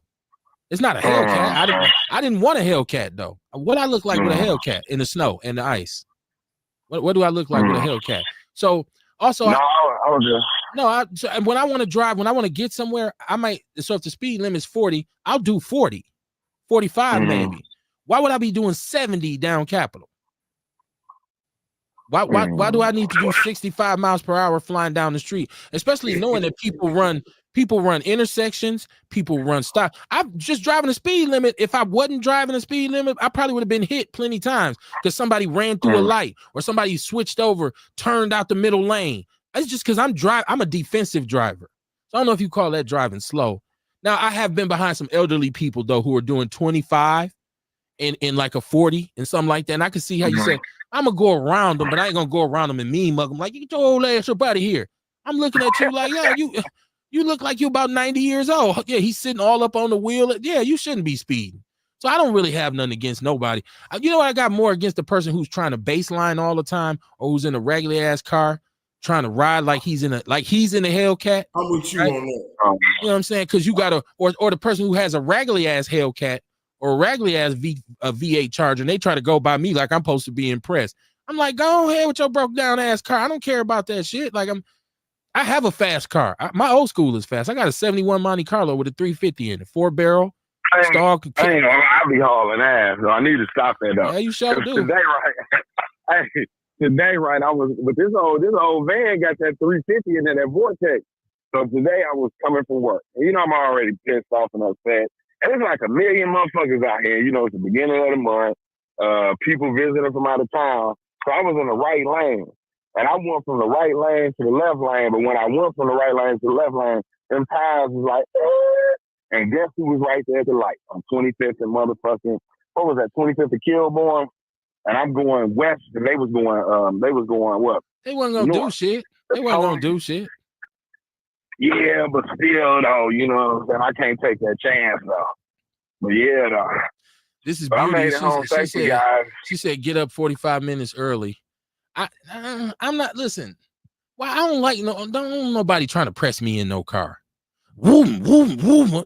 Would you gone? Like, dog, I'm not a race car driver, man. I'm not gonna lie to you. I'm not all about flying around through the city. That's not what I do. And especially for a long time, I drove Cadillacs. So you drive Cadillacs, you don't really, you don't be driving fast. You just be rolling. Man, so that's suicide getting behind somebody in the Cadillac. I ain't gonna like. So the car I got now is supposed to be a quicker car, but I'm still a Cadillac driver. I just got it because I like how it looked and all the stuff it had with it. So I didn't buy it. So I'm about to be flying through the city. Well, my old ass looked like handcuffed on the hood because I was doing 70 down the side street. Fuck around, hit one of these bump outs and be looking stupid as a motherfucker, man. That's why it be so many car parts on the bump outs. It be bumpers, fenders, all kinds of shit on them damn bump outs. I be feeling sorry for them. I done seen some bump outs with the sign straight tore out the ground, where somebody hit that motherfucker and kept on going. I'm like, damn. So yeah, I'm cool, man. We don't need no more reckless drivers in Milwaukee. And I just hope that if you are a fast driver, you know how to actually drive. Because you can have a fast car and don't know how to drive and lose control of it and be done rap some shit. So, you know. Hell yeah, I know how to drive. I'm from Chicago, goddammit. For real, we know how to drive. You heard me? She said, I was just about to say, you must be a Cadillac because they don't drive past 35. If you got a clean ass lack, you ain't supposed to be flying unless you're on the highway. That's a highway car. When you coming through the city, you supposed to just be floating in that motherfucker. You supposed to have him clean. All my lax was always clean, and I was, yeah, what's happening? I wasn't flying. You see Kev flying down Capitol doing 85 in the Fleetwood? No, you seen him slide through, though. You heard his music. He pulled up. So I ain't, Then I went to driving Chevy trucks and all that. So it was just like, man, I feel no need to be speed racer. I guess that's my point. But shout out to y'all if that's what you want. You want to go fast. Like I said, I got a 71 Monte Carlo. If I really was having the need for speed, I just do what I need to do and pull that out. But ain't no need for that. I'm cool. You know, I'm trying to live, man. I don't need to be bent up in no hospital and shit with broken shoulders. Yeah, I feel you arms. though. That metal do hurt though. Hey, I remember I used to go to work in the morning and I'd be on my way to work. Motherfuckers be flying on their motherfucking way to work and shit. Damn near wrecking they shit. And I used to think to myself, damn, why the fuck is they rushing to somewhere they don't want to be? You know what I'm saying? To work. Most people really, that's what it is. You know what I mean? They be rushing. They in a hurry. Yeah. You know what I mean? When people drive slow, it's bothering them. Like you really, a lot of the time we be in a hurry for nothing. I ain't gonna lie though. I used to love, I still do. I love when I'm rolling because I don't drive slow. I'm just not speeding. You know what I'm saying? Right. I love when somebody fly past me like, boom, and then I pull up to the light and they sitting there. Yeah, right. Just same goddamn light. You're not getting nowhere faster. It's some of these people be driving. They be doing it on purpose or intentionally because they think they driving safe. But when you driving slow, you causing somebody to be erratic behind you, trying to get around you. Because it's not their fault. It's not your fault because somebody behind you having a road rage. Because motherfuckers need to chill out, man. You behind somebody having a fit because they driving slow. Yeah, why is it a problem driving slower? You can't get that Chicago out of him, Kamar. You ain't got to worry about. Hey, you ain't got to worry about them hitting you. It's true. But to his credit, if you've ever driven, and I know you have too, but if you've ever driven in Chicago, particularly on the Dan Ryan, if you've ever driven on the loop, you understand what driving fast means. And I remember I would go to Mississippi with my dad, and when he would get on the loop, he'd tell us, hey, we finna get on the Dan Ryan. Y'all better put y'all seatbelts on. And Pops would go, right? Because he had lived in Chicago for years and years and years before he came to Milwaukee. Now, as an adult, I went down there to see some family, and I was with my brother. My brother was in his truck in front of me. I was in my car. My cousin was behind me. We was talking on the cell phone, and my brother said, hey, we finna hit the loop, y'all. Buckle up and get ready. As soon as we got on it, I didn't see nothing but my brother's tail lights. He was gone. He was doing about 95. Hell yeah. My cousin took off. So I said, I'm going to take off too. I'm doing 85. So I'm thinking, yeah, I'm rolling. Man, people was driving past me like I was an old lady. They was looking at me mad, honking their horn. I'm like, I'm doing 85. They was flying, man. I said, this don't make no sense, man. It was crazy. It was people in Porsches and Vets, and like it was like fast cars, man. Benzes. Yeah, nigga, go down south to Memphis. You think Chicago be rolling? Them niggas riding too. Yeah, I don't. Yeah, I used to go to Chicago. I had a lot of family in Chicago, and I remember we would go when I was young, and we would get in the car with my cousin. My cousin Faye, man, rest in peace. My cousin Ella Faye, and she would floating, bro. I'm talking about. We like, what? Why are you driving? She like, this is how we drive in Chicago. She would be flying. We'd be like, dude, I'm scared. Let me out. She'd be like, what the hell is going on, man? So I don't know if they just ain't used to cars or what over there, but it's some craziness. Look here, man. We're gonna have to get up out of here, man. It's 10 o'clock, man. Kerry Walker Jones put that blame on the city. She said, Chicago is the reason why we have all this reckless driving. A lot of people say Chicago ruined Milwaukee. Like all these Chicago people came over here and ruined our city on a bunch of different levels. Traffic is one of them, I guess. But look, it's about to be Independence Day weekend. I don't tell you what to celebrate. I don't tell you, what you should or shouldn't do.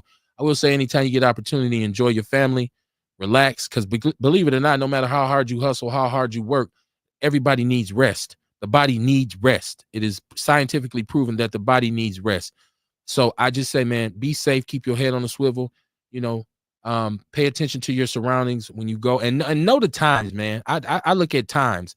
Like there's certain times when I'm not going to go to certain places because I know the probability of me getting caught up in some bullshit is greater. I just want people to be safe, man. And shout out to Sean Moore for what they're doing. I encourage everybody to be there. I'm going to share this more over the weekend in the People's News Network because I'll have a conversation with Sean. And if brothers want to go and get together and lock arms in unity, and that's dope, man. I don't want anybody to hear what I said about it and say, well, that's why I'm not going. But see, I can speak in that way because I've actually been out here and done some work. I've actually been out in the streets with the people. I've been with grassroots organizing. I've done it on a bunch of different levels. So I can say, hey, I'm not going to do that, right? I'm not this time. But when the time comes for me to unite with brothers and do what we got to do, I'll do that too. I'm just not, like I said, man, I like what Ace called it, intellectual masturbation. That's some funny shit. If you hear me using that in the future, Ace, I got it from you, right? Ain't no denying that. But man, at the end of the day, man, be the change you want to see, man. Pay attention to what's going on, man. The problem ain't necessarily with people who get out here and do something, because even those brothers who are there, like I'm saying, we're just talking and talking and talking. They're still trying to do something. They're still trying to assemble themselves, right? They're still trying to put a good foot forward. So I shout out to them too. This is me being who I am, being a jerk and an ass and a prick, in which sometimes I get annoyed by other people. Now, Kamar, do you have something that you got? Because you got this expungement thing coming Saturday, right? You muted. Yep, that's it. With Doyle Spruer, the expungement and power demonstration going on. If you're a felon, you've been off parole for 5 years, you ain't got no issues and stuff like that, come on and see about getting rid of that felony, man, so you can live a regular life. That's right. Let your next move be your best move, and it'll be smooth. Hey, man, if your criticism of the community outweighs your contribution to it, your ass is a coon. Happy Independence Day, man. I'll see y'all Monday. Mate.